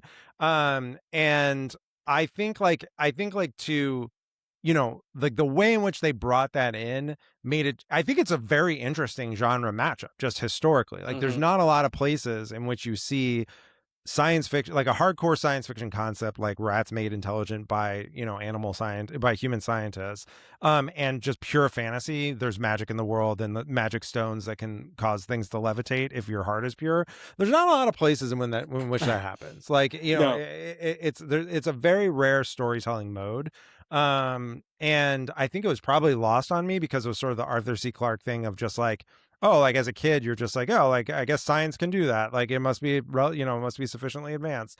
But like, watching it again, like, for Nicodemus to be so magical and for the Mrs. Brisby in the movie to be so, magical, have this magic power that she's able to harness, is like, it really makes the movie kind of transcend for me. I had some trouble with that, when even the first time I watched it, was because Right. they needed maybe one more scene or even just 2 lines of dialogue to say something like, after we came here, our intelligence was, they unlocked our intelligence, and Right. then there was something more. We could go to a different place. Like, if there was Right. some way, like, the Right. rats had been mutated toward the mystical, or toward, Yeah. like this was a creation of theirs, that now they could We create understood this. something even the humans had not realized yet. or Yeah. whatever. Right. Yeah. So, That would have been a great buy on that. I would have you- bought into that. how do you, as a writer, right, and you spend all your time thinking about how you are honing your own stories and Right. making that stuff work, like, how are there times where you get caught up watching something where you are able to quiet that part of your brain and just get completely sucked into the story, or is part of the fun of consuming media for you also kind of like naturally analyzing it as you're doing it? Well, I think to some degree we all play armchair critics, but there is a lot that I will I will either forgive or ignore, or just fall in, get in line with. I mean, the storyteller sets the rules, and as long as there is a clear path toward those rules, I'll buy it. I'll buy it into every element of it. And Right. here's where I felt the path was not so clear. It's like, Right. I don't understand how they got this stone. Was this something Right. from NIMH that was experimented on itself? Was it something they were exposed to? It's almost like we got the intelligence, and then magically we were able to divine these different things. I don't have It was to know. originally it was originally the secrets. Those are the other secrets that they didn't tell us. We only got the one secret. There's the Yeah, secret. we're We only missing got the we're missing a secret bunch of more. them. I mean, we've got the little bratty mouse. I'm going to tell her off, and I'm going to go. Yeah. I'm going to hit the cat, and we have the crow. I'm going to find Miss Right and everything. Yeah. And all that stuff, and all that stuff is in detail, but it's like, set up the Not helping. stone. It's like, Yeah. it opened a doorway in our mind to we could do something. I'll buy it. Right. Just tell me what it is. Tell me what it is. I know, like, you need the idol to put it in here that makes the traps happen in Indiana Jones or something. You need to, or when the Ark of the Covenant, well, what's in the Ark? Power of God. That's all we need. Okay, it's a radio for talking to God. They talk to God. He's pissed. He's sending down his fury. I buy it. I see the path there. The stone. They do leave it up to you. There are a lot of places where filmmaker says, I'm not going to tell the audience. I'm going to leave it to them to make the choice. And I felt, because elements of this world were so beautifully rendered and created with such care, that when they put in a device like that, I felt a little lost. I thought it was interesting. One of my points, I did like some of the storytelling choices in here. I really like the idea of Nicodemus as this framing character who, like, they keep cutting to him and he's describing what's happening and he's watching it in his magic mirror or whatever. Something about it, obviously the fact that it's Derek Jacobi. Good. Love him. My God. But it did feel Shakespearean to me almost. Like, it elevated it, this idea that there was this, powerful magical guy that was setting the framing of what was happening. Even the fact that, like, you're dropped in, right in the deep end. It's like, oh, Jonathan Brisby died. I'm like, who the fuck is Jonathan Brisby? What's happening here? Yeah. What's going on? Yeah. I thought that was a really cool storytelling choice as well. Oh yeah, yeah, which is also a movie invention. Like the book is more literal and like is more like sort of, okay, like here's the setup and like here's like kind of like the background of it, and you understand like kind of where everyone comes from in the story. But Jason, from a Dulux Division standpoint, like, we don't actually get the secret until 53 minutes into this 84-minute movie. So, like, they really leave you waiting for quite a while. Yeah, it's good. They really introduced this concept pretty late. I love it. I think like once she enters the thorn bush and like sees all the stuff that the rat, just everything going on in Rat Town is amazing. Like Brutus, the guard rat, is first of all terrifying and has like an electrified halberd. That's another. Is he the one with the cape? The cape is just kind of like waving as he's moving. And the white eyes, and the white eyes, yeah. It's just like another element of the movie that's so cool is that, like, it's funny, they've become super intelligent and maybe have had access to like some kind of magic that like has surpassed even human knowledge because of the strength of their intelligence, and yet the system of government that they invented is like feudalism. Like they're all like dressed up in like courtly attire and like carrying like swords and stuff like that and daggers. It's like very medieval. Which is like just fun. Like it's just stylish. Like the movie is just like, it has like such a stylish idea of like what this world is gonna be. And it's like, so there's so many choices, and like, yeah, some may work better for you than others, but it was never a time in which they were trying to be casual. They were trying to like sort of take an easy answer or a well-trod path. It was like, yeah, okay, there's a super intelligence rats. They have magics, and also they're they're King Arthur's knights or whatever. It's like and also there were some great animation design choices. Like Jenner's eyebrows never really connected to his eyes. He'll Yes. have these great, evil expressions, and his eyebrows will leave his forehead, or they'll go up at a Yeah. weird angle that shows they don't really connect. They're just sort of maybe pasted on, and they can move Yeah. around on their own. But that's a great way of showing, evil intent. You're not stuck with one stock, frowny expression. That guy's Right. face is all over the place, and Yeah, yeah, there's some yeah. really great, character work done on him. And to be honest, on Jeremy the Crow also, I mean, he's very well designed, very well animated character. The way he And Yeah. moves, like the way yeah, he, like the animation of him, the skinny legs and the huge arms and stuff. Like I yeah, was definitely blown away by that animation. I don't know who was yeah, responsible for Jeremy, but but it was really good. yeah, Very yeah. good. Just gorgeous stuff all the way through it. And even Yeah. the Really. humans, like you get a glimpse of the Yeah. humans here and there, like the farmer's wife and the people rounding up the rats. They ain't bad. They look better than like when Disney would put in rank and file, like sideline human characters. They moved, and they Yeah, like had some personality to them.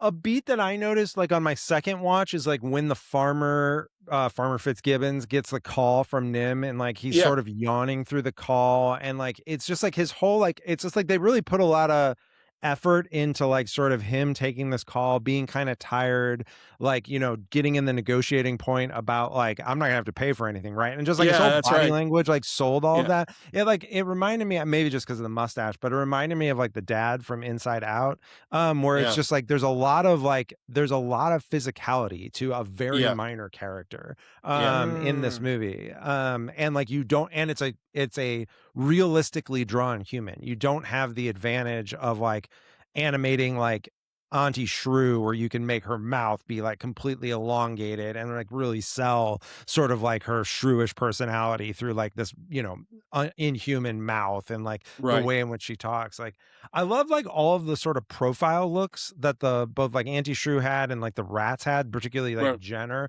like where Hmm. they're just like there's all this like look where they look to the side and their mouths like really elongate, and they're like you Yeah, see their teeth and everything. It's just yeah, like it really struck me like the way in which the characters were like just like chewing like their lines, and it made it seem like animalistic but also human. You never forgot that they were an animal even though they were intelligent. It was very, very, very interesting. yeah. I I like mean, how Auntie Shrew is kind of like a bee completely, and then when the farmer showed up, she's like, "Fuck this farmer," and she got right in there and yeah, messed up that tractor. So like yeah, that was Yeah. cool that they took her Yeah, I'm character. pulling out your uh, spark plugs and shit. yeah, yeah. that was very cool. Yeah, that was a great sequence. That whole sequence where they're both trying to stop the tractor, and it's like, "You're gonna get killed. You're gonna get killed. Oh, the hell with it. I'll help you." And then they're Yeah, both in yeah, the yeah, action. Yeah, it's yeah. really great. What about guys? What about the score here by Jerry Okay, Goldsmith and let's go. the Let's music in go. general? Apparently one of his favorite scores. Hmm. Loved working on this movie. Like had a great experience working on this movie. And I think it does amazing stuff. Like I think it does Hmm. small moments really well. I think it does like the big soaring music well. I will confess, like when I was watching this movie for the second time, and I had it on a side screen and I was like doing other stuff. When it got to the end of the movie and it's You like the start swell, crying. I was like, this is fucking with me. Like You got me. this is really strong. It really got Yeah, me.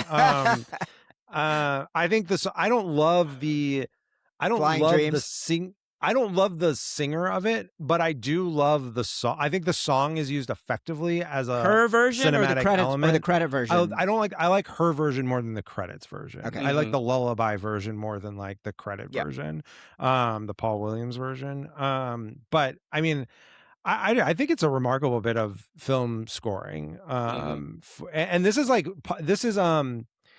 he did like 3 films this year or something like that. Like it was like an Jerry. incredibly prolific year for him. Um That's because uh Horner was doing Wrath of Khan because they were like, we're not fucking spending for Jerry Goldsmith again. We'll get this guy yeah. Horner, this nobody. yeah, Yeah. Yeah. Yeah. I just want to shout out, just since you slandered his name, Paul Williams Listen to this run. Phantom of the Uh-huh. Paradise, which I've never seen, but is supposed to be an incredible, incredible Oh, movie. watch it. It's great. Yeah. I Okay. love it. It's I, it's I really it's really bizarre. It's kind of goofy, but it's a lot of fun.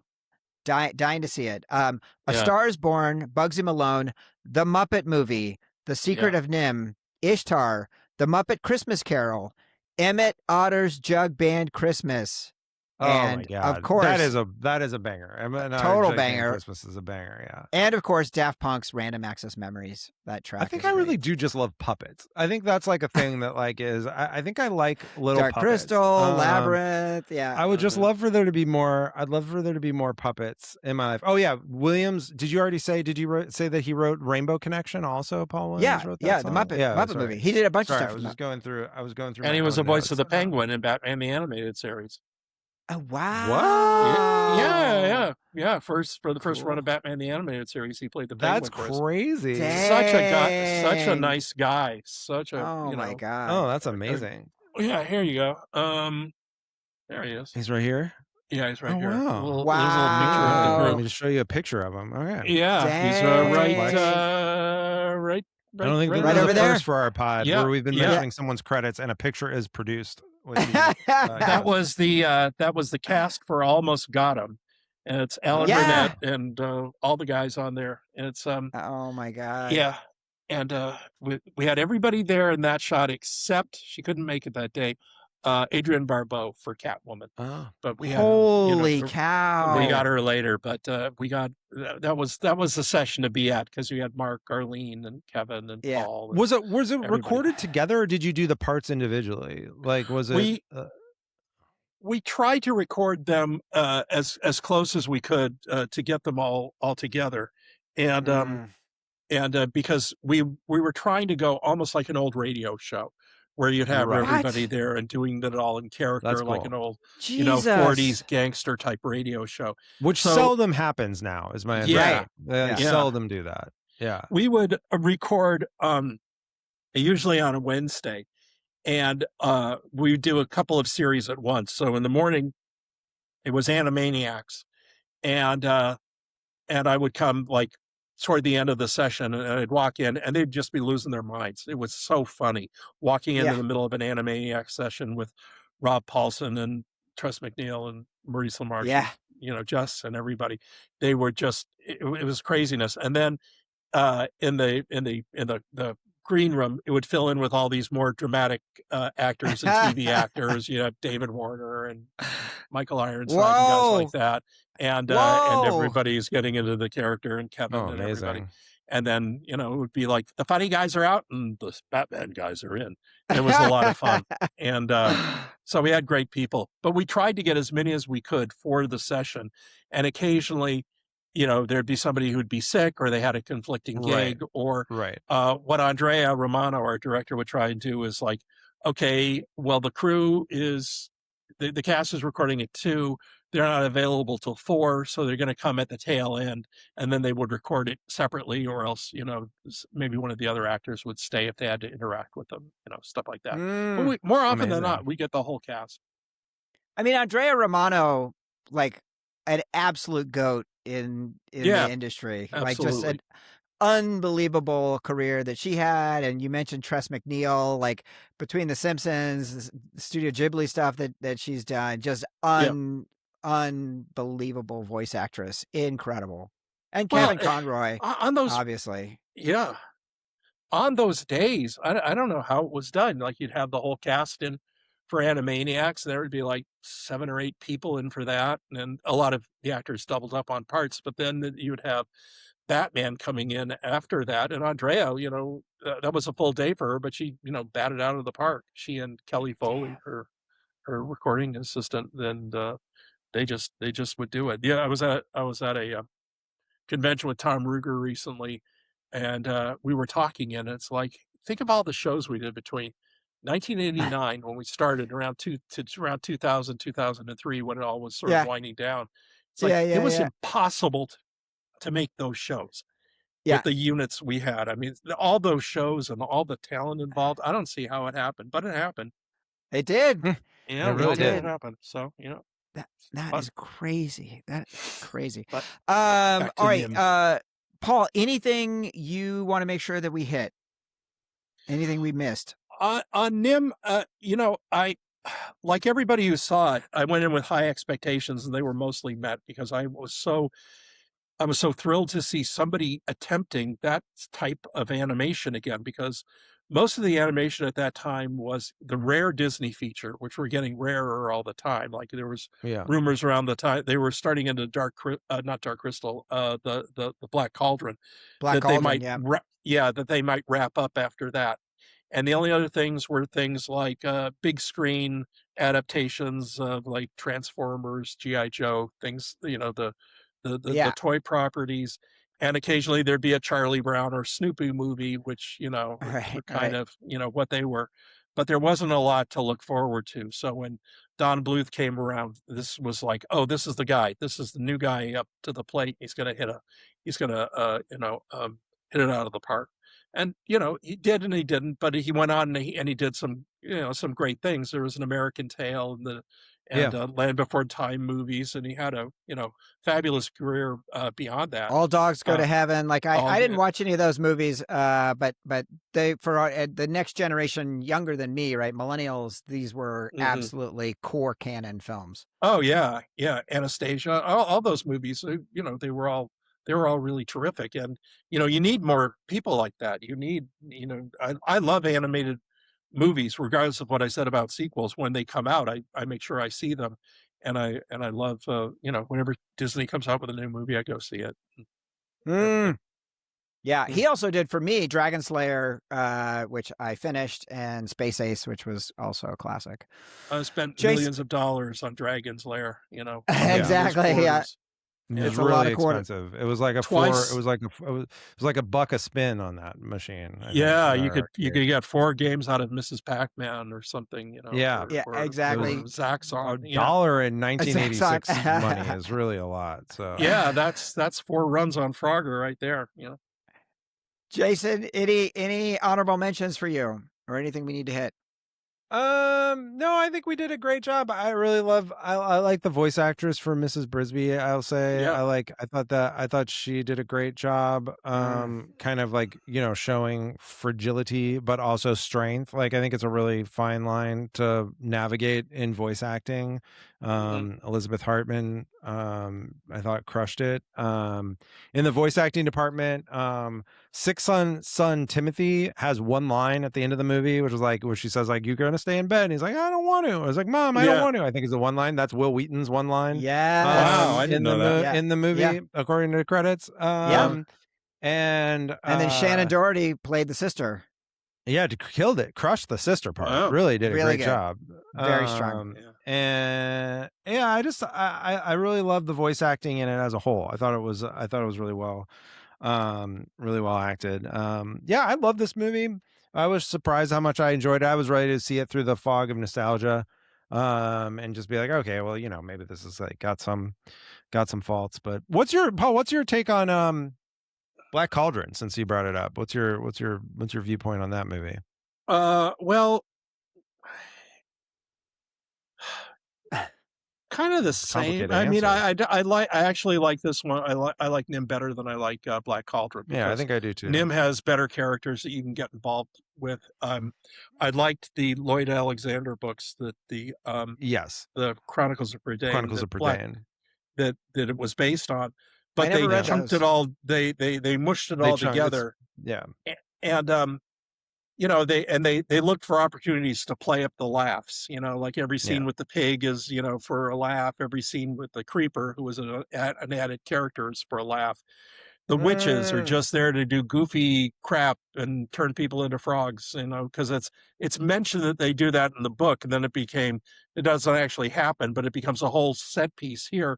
And by the time Taryn breaks up the wacky fun, I'm going like, oh, what did he want again? Oh, he wanted the pot, and he's got the sword and everything. And when the sacrifice comes at the end, when the person does sacrifice their life and go into the Black Cauldron, it's not Gurgi, it's not somebody who comes back. It's actually a big moment. And I felt like they had kind of doomed themselves by by making it very familiar. Like instead of one Mm. Madam Mim doing, goofy transformations, you've got three of them. And Yeah, instead I think of that's right. yeah, and Taran is not, he tries to be a good hero. Elanwi tries to be a spunky Disney princess, but I think they were just, all the elements are there, but it was just really hampered by they couldn't find the story. And the Mm. Horned King isn't really that great a villain. I mean, he's got a kind Yeah. of a great look to him, but again, uh, he's got the big plan. It starts to happen, and then it's foiled. We don't see the Cauldron born crossing the Right. bridge and going out and laying waste to a village. How Yeah. much better it would have been if they're actually doing that at the start of the movie. It's like Lord of the Rings, the horde is already on the move. We can't kill these guys. Right. And then you Right. bring it in. And there are so many wonderful elements in the books, the later books, that are perfect for animation, that they just Huh. kind of left them all at the side. We're now's our beat with the little fairies. Here's our grumpy character. Eh. That's it. Yeah, I Mm. agree. I agree with that. I was a big Chronicles of Berdane fan before the Yeah. movies came out. And it was like sort of, I think as like an early like kind of nerd betrayal, I was like, what do you mean they're calling the first movies The Black Cauldron? That's the name of the second book. Like this can't Yeah. possibly work. And like, they combine like the Book of Three and the Black Cauldron into one movie. And I Yeah. agree. I think they did like sort of, I think you put your finger on it. But those books are really good and are sort Yeah. of like the more natural kind of like YA, like younger reader, like Lord of the Rings than is Narnia, which I think is like what is typically thought of because of C.S. Lewis's relationship with JRR. It's like, people typically kind of think of like, oh, like Narnia is kind of like young, but Narnia is very like fairy tale-ish. It doesn't have like the world building that Chronicles of Berdane has. And Chronicles of Berdane is pretty freaking dark. Like it is about a battle against death. Like, so and especially like you say, the latter books get like real funky. Yeah, it's pretty strong. Pretty strong. Yeah. Interesting. Yeah. I mean, I felt they went for a few very, like they may have started off, with a big vision for a bigger story, but then it got winnowed down to boy and girl, wacky witches, goofy sidekicks, stuff like that. So yeah, that gets lost, right? When you try and pare it back too far, you end up in a no man's land. I just want to hit a couple just a couple of quick honorable mentions for me. I love Dom DeLuise. So even though like the Crow, I agree is like an overused character in this, like I love the fact that he's getting laid at the end of the movie. For sure. I think we can't do in 2026. I don't think we can do Cannonball Run, but like I cannot say how much I loved Cannonball Run and the number of times I watched that movie. Also, special shout out if you have never watched Dom DeLuise's appearance on Dinner for Five, Jon Favreau's show. That is one of the most hilarious things. I can't even remember who all else is on that episode, but definitely worth checking that one out. I'll also jump in, if I may, about when Disney used him in Oliver and Company as Fagin. He does much the same thing, but he is directed in a better way, where his character comes off as really sympathetic and kind of, I felt like the character was, as Fagin, he's doing the hemming and hawing and the whole thing here. But I felt more for the character in that as the underdog who is persecuted by the Sykes character and the guy who takes care of his dogs. And I felt he was used to better effect there in that movie. Yeah. Tomorrow registration opens up for a local production of Oliver, which I'm gonna sign Sam up. And hopefully he will get to be. He loves doing the theater, right? Sam. He does like doing the theater. He did Fiddler on the Roof last year with the same theater company. It was incredible. So I've been waiting for something that I really wanted to do, and I love Oliver. It's a great play. I thought other honorable mentions. How about the reveal that Jonathan and the rats were ageless? Like Nicodemus just kind of drops that as a just like a little minor plot point. And he's like, Jonathan didn't want to tell you because he's going to live so long and you're going to die. I'm like, it doesn't help to not tell because it's going to happen anyways. Yeah. So I Well, thought, she's gonna die and not know that, like, if she just dies, she might think he dies like the next year or whatever. It's not like okay, fair. I love enough. that. See, this brings me back to my solve for Mandalorian Grogu, which is like, it's Yeah. interesting when two people love each other and one is going to live forever. Obviously, it's a big part of vampire fiction. To do it in the context of a non-romantic relationship, like a filial relationship, is very interesting. Yeah. Make sure to that's how get at me, Dave Filoni. We can Let's fix do it. this. Dave, come on the pod. Come on the pod. Yeah. We can set it straight. We can fix this. The book originally was Mrs. Frisbee, and the Whammo Corporation. The Whammo people were like, "Get the fuck out of here." Which I don't think they should be allowed to push people around. It's not spelled the same way, and it's obviously not a thing. They should have been. They should have been blocked. But that's the problem with being an independent studios. You don't have those mouse lawyers willing to like go and willing to go and be like, no. Not only that, but we actually own the Frisbee now. Yeah. So then, Paul, I saved this to the last bit because I sat upright on the couch as I was watching the credits. Assistant animator Bruce W. Timm. There he is. Yeah. Did he ever talk about working on it? No, he never mentioned it. I mean, I knew that he worked on that, and I knew he worked on the animated sequences in Xanadu, in that musical sequence. And but I think that was his first gig were those things. Never really talked about Bluth that much. That's, you got to have him on the show. He can probably tell you a lot more. Okay, that sounds good. We'd be happy to do it. That brings us to our final question. Who would Tilda Swinton play? If you had to cast Tilda as one role in this film, who would it be? Probably say the owl. Yeah, 100%. It's the owl. That is the correct answer. Yeah, it would be phenomenal. It would be phenomenal. I mean, Nicodemus is a natural, but she was already the ancient one in Doctor Strange. So right. So I think it's one of those two, like an eternal, like sort of like an aged, wizened creature. Yeah. Yes. Yeah. One of those. I mean, yeah. Or a dragon. She could probably dragon. I was gonna say yeah. Or the shrew. I mean, she could probably give us a good shrew also. But I think of associates her with the big tough characters. So yeah, probably the great. There you go. Amazing. You guys, we did it. The Secret of NIMH. Amazing movie. Movie. The Secret. Paul, incredible to have you on the podcast. What do you have to plug? What's coming up for you? There's a lot of stuff, but none of it's been released or I can talk about. Well, there's one little thing. I can't really announce it yet, but there's one fun thing that I have coming out that was like a bucket list thing that I've always wanted to see done, and I realized the only way to do it was do it myself. And that was, I've always wanted a little golden book about Harley Quinn. Like they have them about every other character, like Batman and Taylor Swift, and I was looking them over on a rack last year, and I go, here's Dolly Parton. How come Harley Quinn doesn't have one of these yet? So last year at Comic-Con, I mentioned it to some DC people, and within about a week and a half, I had a deal to write one. I had the story approved, and I had my choice of artist approved. So it's coming out September 1st, and the artist is Amy Meberson, who's a really terrific artist, comic book artist, animation artist. She draws My Little Pony books, and she also draws a really funny online series called Pocket Princesses, which is sort of about the Disney princesses, all rooming together. And she's just got a tremendous style and knocked it out of the park. So this is a story about Harley Quinn kind of talking to the young readers about what it's like to reinvent yourself and be a hero. And it doesn't go really well. It's fun.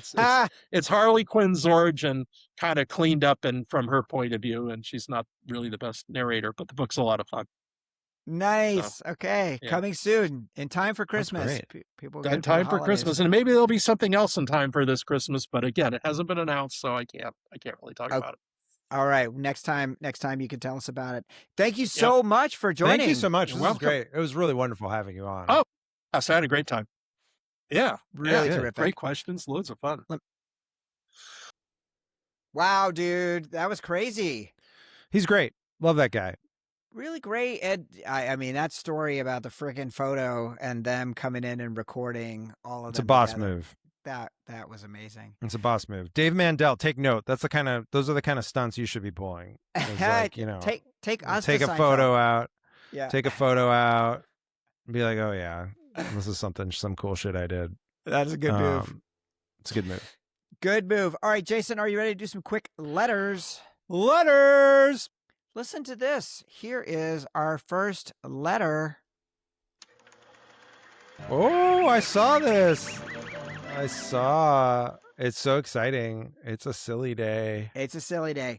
Hey, gang, I wanted to write in this week to share that I myself am a NIMH lab rat. I grew up in Germantown, Maryland, which is just down the road from Bethesda, Maryland, where NIMH is headquartered. When I was young, I was a participant in a long-term study of ADHD starting when I was 6 years old. For several months, I would come in for MRIs, blood draws, even schooling. I frequently stayed overnight and for years later would come back for subsequent MRIs. Jesus. I imagine in a similar fashion, this experience fundamentally changed me and led to our hidden society of misfits and cinephiles. Wow. Yeah. That's amazing. That checks out. I like it. A lot of things are starting to make sense. I want to say thank you to your guest, Paul Dini, for helping bring both Batman the Animated Series and the Arkham games to life, both very special and formative games in my earlier TV and video game life. I think both are still two of the gold standards in their respective arenas, and deservedly so. I've been playing the excellent new Batman Lego game, and it's been a wonderful walk down memory lane for both the Batman lore and Arkham games, whose influence is all over it. Who would Tilda Swinton play? I have to go with the owl. As always, gentlemen, a pleasure to listen and be part of this community, and I'll see you all in the Chuckle Hut. Really great to hear from Silly. Yes. We don't. He does so much for us. He runs the Chuckle Hut. Whenever he calls in or writes in, it's always special. It means a lot to me. Yes. And I think he puts his finger on like kind of the, sort of the core demographic for the hardcore escape hatch podcast audience, which is like may have been experimented on by the United States government, as a child. That seems like our bread and butter. Yeah. If you're out there and you were in a child lab, this is the podcast for you. We have been saving this reveal for season 6. For season 9. So now we can finally drop it. This is the point of the entire podcast. This is the resistance. Yes. Don't let the government do this again, or or maybe it would turn out fine. Seemed like he never said it was bad. Exactly. It worked out okay for us. Yeah. Oh, man. All right. Thank you so much, Silly. Here is our next voicemail. This is your brother, Animal Mother. All right, let's go. All the world will be your enemy. Friends are 1,000 enemies. And when they catch you, they will kill you. But first, they must catch you. Hello, animal friends and animal lovers. The Widow Brisby is the unlikeliest of heroes, set against much bigger, stronger, smarter, scarier, and crueler rivals. She has 0 odds of survival, but wields her quiet, gentle moxie as a battle axe. She's so far down the food chain, she's underfoot of the underdogs, but she still wills her way over disease, heavy machinery, a bird of prey straight out of a death metal album, and even the laws of physics for the survival of her family. Like this tiny champion, Don Bluth was to be squashed under the boot of the Imperial Mouse House. Instead, he has made his mark with a distinct body of work that withstands the test of time, which is the real triumph for any self-respecting artist. There might not be a deus ex machina for him or for us, but with or without it, even a wood mouse can find the balls to save the day. I don't know about any special behavior, but the traps sure don't work. What's the best underdog story, real or fictional? Thank you all. See you 3 feet down, and keep the change, you filthy animals. Keep the change, you filthy animals. Wait, repeat the question one more time. What is the best underdog movie? I mean, you already invoked Daniel LaRusso, so like Karate Kid, right? Like You're he the gets best around. around. Nothing's gonna can ever keep you down. keep you down. Like he gets his ass kicked in that movie, like over and over and over again, It's and a has good the call. biggest come up in history. So It's a I'm good going with call. that. It's pretty strong. I like that. I like that as a choice. Rudy, The Goonies. Lord Goonies of the never Rings. say die. They're definitely underdogs. I'm gonna second your Karate Kid question. Your Karate Kid point. I love it. The Reseda, where Daniel LaRusso lives, is such a shithole. Like when I was a kid, I didn't really understand what the San Fernando Valley was. Of course. Obviously, Yeah. and like the idea that like he's going to like a nice part of the valley to meet what's her face and like their fancy parents at the wherever, like that to me it was just like that. I just thought that was in Los Angeles. Yeah. I thought like it's like, oh, like so he's like the girl he's interested in is like in Beverly Hills or something like that. I was Right. like, no, none of these people are actually all these people are in the valley. What's the nice? Is there like a nice neighborhood? Yeah, Calabasas. Like, I mean, like, Okay. so, like, like where, like, I don't know where they're supposed to be in the valley. But like, yeah, I mean, like, like where the Kardashians live. I'm just saying that arcade golf, mini golf, like like rides and stuff. That place looked pretty dope. That looked like a good place to hang out. It did look pretty sick. It did look pretty sick. I wonder what was the name of his girlfriend? Daniel LaRusso girlfriend. That's. I mean, this is in Elizabeth in Shue. Karate You're Kid talking- 1. Yeah, Elizabeth Shue's character. Allie.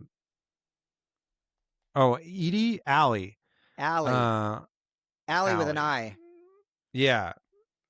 Where does she live? Let's see what it says. No, she did not live in Denver, Colorado. Encino. She grew up in that's supposed to be Encino, is like the nice part. Is that of town. nice? I mean, I don't know. It's like Encino Man is from there. Like can't be that nice, right? It's not like fucking Beverly Hills, is my point. I don't know where. Like to me, that stuff is all Paul Thomas Anderson land. Like I don't know anything that's out there. But there's an interesting thing going on in the. There's this big mayoral race in LA, and like Spencer Pratt's run this like really like seemingly successful insurgency, and like it's got a lot of online attention. But the problem is, I mean, first of all, he sucks, and second of all, LA, the way it works is like to be mayor of LA, you have to win the votes of the people who live in LA, and LA is not where you think it is. Like LA is not Calabasas, it's not the San Fernando Valley, it's not Santa Monica. It's like all of those are separate municipalities within Los Angeles County. And like LA is like a different is a different thing. And so there's all these people who are going to have like a rude awakening on the betting markets when they finally figure out actually who gets to vote in this in the mayoral race. God, I hope so. Yeah. It's fucking annoying. Yeah, I saw that the dickhead who made Entourage, who was backing Spencer Pratt because his house got broken into. And apparently crime is like the number one issue that Spencer Pratt is running on. And but it is, but this is like, it's like 22-year lows, like in terms of crime. Yes, crime in LA. But so like rich people are annoyed that they're getting targeted. I just never think it's a good. I just don't think it's a good argument to be like, actually, if you look at the chart, crime is low. Like I feel if people like, it's sort of the same thing that was happening. It's sort of the same thing that was happening in San Francisco, which is like actually like violent crimes are low. Violent crime is low. However, people are encountering more public disorder than they are comfortable with in terms of people sleeping on the streets and stolen packages. And that's not like violent. That's not like rapes and murders. So like, yes, that should be celebrated, but like it does create a general kind of sense that things aren't running smoothly and like things aren't like like how they should be. And it just, regardless of whether that's true or not, it doesn't work to tell voters like actually look at this chart, whether that's for affordability or for crime. So you need a better argument than that. Fair enough. I just want competent people with high character. That's what I think we should be. Well, it's definitely not going to be Spencer Pratt for sure. But I mean, this is like just sort of a California Dems problem, which is like, like the reason why these insurgencies like get attention is because there is sort of dissatisfaction with like the folks who are running for any of our offices. And I don't know, we're gonna have to figure something out there. It just seems tough. Yeah, I would like to think that we would have like in a place like California, we have like an abundance of really cool, super smart, very charismatic, excellent leaders, and we don't. Yeah. We don't. I gotta go vote later today. So yeah, we gotta wrap this up. Hey, thank you so much, Animal Mother. Here is our next voicemail. Mr. Java. All right, here is our next voicemail.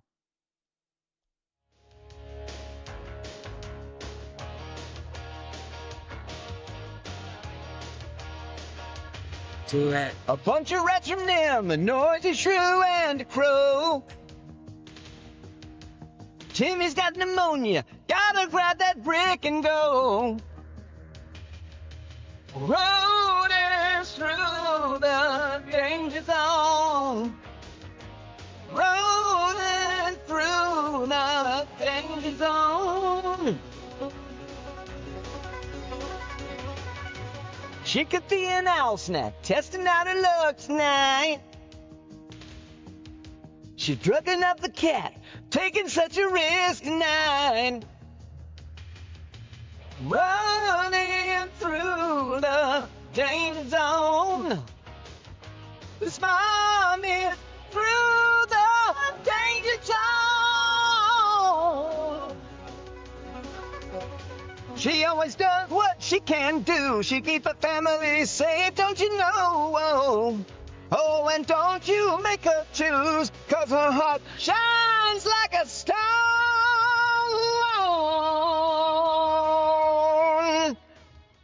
Okay. Yes, she's a yummy mommy. I'm sure Hatch has already given you 20 minutes about that. But also, she might be the single greatest single mother ever depicted in cinema. For sure. And in a decade of the 80s, loads of single moms, that's saying something. Maybe you think E.T.'s better? I doubt that. Miss Briz has it all. Danger zone! I love that he busted out Danger Zone for Rats of NIMH. And I agree with this assessment. I think she is a fantastic single mom. Moves on very quickly from the death of her husband. Like, I mean, not like, you know, she's obviously emotionally shattered from it. When did Jonathan Brisby die? I think it's like days before. I think it's recent. I think it's recent memory. Okay. You know? Yeah. So I love that. I think that's right. It doesn't wallow.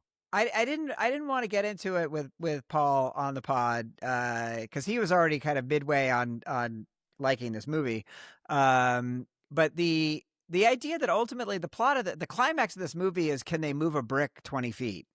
Yeah, right. Like I wish there was a mouse. I wish there was a little bit more. Save her family. It's like to save the family. Her family, but I'm just saying, like, what, you know, like it could have been more about like. The great plan, is that going to happen? What are they going to do? Like, I just would have liked to see a little bit more of that instead of literally just, can we pick up a cement block and move it 20 feet? I think she does great. I think she does great. I think she's a champion of single motherhood. And she's great. She should have a holiday. She should have a special holiday. Other single moms. I don't know if she counts as a single mom, but a single female who is taking care of someone. Gloria, the film from 1982, which is definitely, I think it's 82. That's I think Cassavetes, starring Gina Rowlands. Unbelievable movie, and an important one for me, about a woman facing the mob in order to protect a young child. So I am going with that. Thank you so much, Java. Here's our next voicemail. The truth sayer. Okay, let's go. Hey, Alberia here. The Secret of NIMH gives us Dom DeLuise as Jeremy the Crow, all flapping chaos and good intentions, which is pretty much Dom DeLuise in every film he ever made. For today's Truth Sayer, because even in the summer of Jason, H will never give us Cannonball Run. I have 3 stories about Dom DeLuise and his legendary friendship with Burt Reynolds. 2 of these are fiction. 1 is true. Time for the truth sayer. Number 1. During the filming of Cannonball Run, Reynolds bet Dom DeLuise $500 that he couldn't finish a full Italian dinner that his mother had shipped from Brooklyn before the next scene was called. Dom won with 12 Of minutes course. to spare. Reynolds claimed that the bet was fixed because DeLuise had pre-loosened his belt before sitting down. Or is it number 2? When Reynolds was cast in All Dogs Go to Heaven, he invented what he called his, quote, wonderful dog voice for the role, but everyone else hated it. DeLuise was called in, sat next to Reynolds in the recording booth, and when Reynolds launched into the voice, DeLuise turned to him and said, "What the hell is that? You're embarrassing me. Just be Bert." And it worked. Or is it number 3? When Reynolds was hospitalized for a serious health scare in 1984, DeLuise quietly wrote a eulogy just in case. Reynolds found out years later and asked to read it. He told DeLuise it was the funniest thing he had ever read and demanded that it be delivered at his actual funeral regardless. Oh, Reynolds wow. outlived DeLuise by 9 years. All right, which of these Dom DeLuise and Burt Reynolds stories is true? That's tough. I think the third one I've heard, but I want to believe that the food contest is the real one, and I like the belt loosening detail, which doesn't really make a lot of sense. So I'm pretty sure I'm getting snookered on one, but I'm voting one anyway just because I like it. I remember my dad telling me a story about there was an ice cream parlor in Miami in the 40s, I guess, early 40s when they had just moved there. And they had a thing of if you could drink their milkshake in 60 seconds, then because it was a super thick milkshake, then you would get it for free. And so he got it and he stirred it up with a straw and then he proceeded to choke it down. And he said he felt like he was going to die, like the scope of the ice cream headache that he had, like his eyes, went out of focus, like he was dying. And the guy's like, "Oh, you stirred it. It doesn't count." Oh my God. It's like, you motherfucker, you didn't say it before I started drinking it. So yeah, he had This is like the old 96ers in The Great Outdoors where John Candy has to eat the 96 the 6-pound steak. And then he gets to the end and they're like, "You got to eat the gristle." Oh my God. It's true. When you do that at the Big Texan outside Amarillo, you not only do you have to eat the steak, you have to eat the potatoes and the fries and the salad and the shrimp scampi and you have to eat the whole meal. I don't want any of that. I'm good. Me neither. All right, here is the answer. What a legendary friendship. Dom DeLuise and Burt Reynolds. Which one was true? It's number 2. Dom DeLuise was hired late in the production of All Dogs Go to Heaven only to shame Burt Reynolds into being himself to play a dog. Reynolds outlived Dom by 9 years, and at Dom's funeral he said, quote, "There will never be another like him. I never heard him say an unkind word about anyone." Love Dom DeLuise. Here ends the Truth Sayer. Beautiful. Beautiful. Thank you so much, Beria. Here is our next voicemail. Hello, Escape Patch. It's Kev here. Now, I'm going to be completely honest. I never seen The Secret of NIMH. I know it, but that's kind of where it ends. I do love Don Bluth, though, so at least there's that. So I went on Wikipedia and I was reading the synopsis, and the story of this movie is fucking crazy. And I guess for me, I'm just stunned at what The Secret of NIMH actually is. It kind of blew my mind.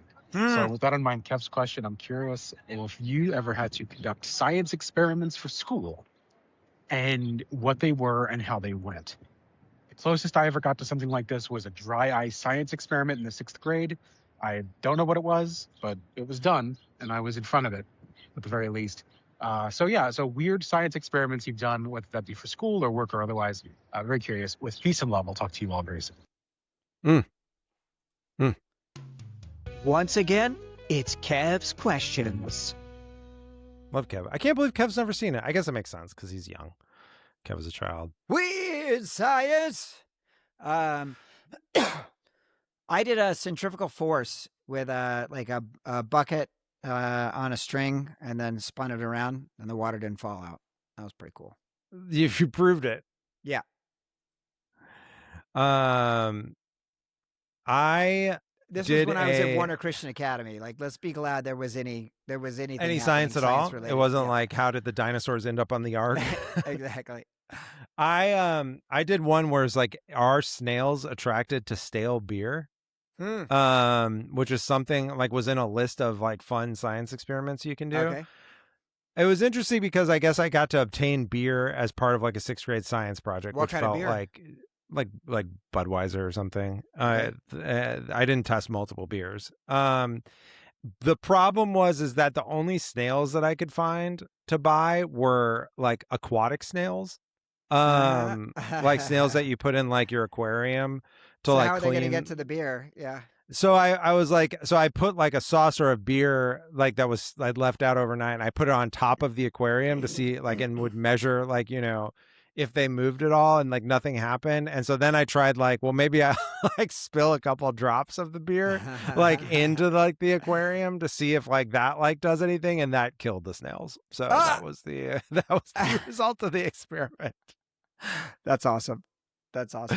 I had 2 beer-related comments from Eyes Wide Shut. I did not like the fact that he just Bill- orders a beer, not a he specific walks in, beer. he orders a beer. It stood out to me too. No one does that. It's terrible. One. It's terrible. 2, the fact that he's drinking Budweiser in his fridge just didn't Seems make weird. sense to me. No, Like, I don't know I agree with those. maybe it would have been a Heineken or something, but I agree just with those. it just didn't. When we have Steven Spielberg on this pod, we can confront him with those. All right, we'll set it straight.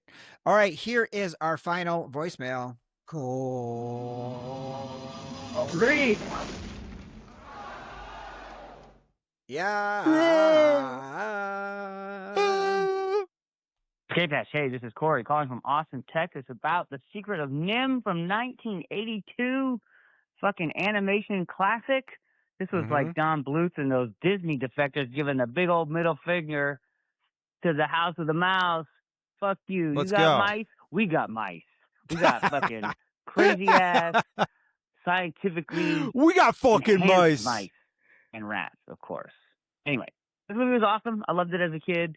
I used to watch it all the time. It seemed like it was on HBO or whatever the hell, Showtime or whatever, all the time. And it was always good to just put on. The owl's great.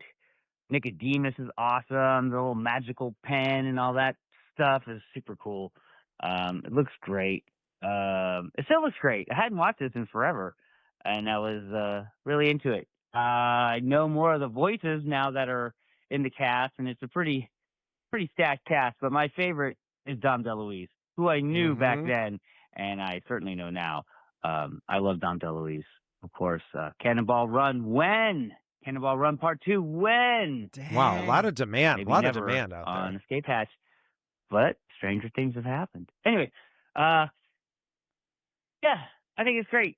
The Goldsmith score was really good too. I didn't know this, but I think it said this was Goldsmith's first animated score. Yes. But it's really excellent. Hey, thanks for doing this one. It was a lot of fun. It's good to do a little bit of animation on the show every once in a while. Yeah, Corey. We all love it a lot. And I can't wait to hear you guys talk about this. And I can't wait to hear this very special guest y'all have today. I'm super stoked about it. All right. I love you guys. I'll talk to y'all next week. Bye. Corey, we love you. We love you. We love you, Corey. That's great. Great voicemail. The Goldsmith score, he worked, I didn't get this fact out during the movie. He worked on this movie, but he also did Poltergeist this year. It was the same year. And he did First Blood also this year. Like he had three, these all 1982 movies at a score. Some factoid I found somewhere said that because he worked on Goldsmith also worked on Poltergeist. He was the one that connected Bluth with Spielberg. Because he was like, oh, I loved working on this movie with Bluth. You should work with him for your American Tail movie. Huh. Yeah. Cool. Way to go, Jerry. Yeah. Good job, Jerry. Jason, we did it. We did it. I'm going to do the eagle and the dove. Do you feel you're more the eagle or the dove in our relationship? I don't think either one of us is an eagle. I think we're both doves. I'm the straight man. You're the talent. So like, I don't know which one that makes us. Yeah, I don't think we're both doves. That's what I'm going with. Jason, I have a plug. Sam Oh, and I. right. So Sam and I fucking finally finished Percy Jackson 5. So that's 5 Yeah. Percy Jackson great. books. So this is on the audiobooks. We listened to it in the car. So I was very relieved to finally be done with that. And I was gonna start Harry Potter 1 with him because he is reading Harry Potter. He read the first 2 books with April. Now he has started, she told him for book 3, they're going to both read it separately. And he's read 5 chapters in a day and a half. Like he is fucking hooked. Now reading on his own and doing the thing. Like this is a major turning point. But I'm like, I don't want to listen to any more fucking Rick Riordan, Percy Jackson. So I was like, what if we did Hitchhiker's Guide to the Galaxy?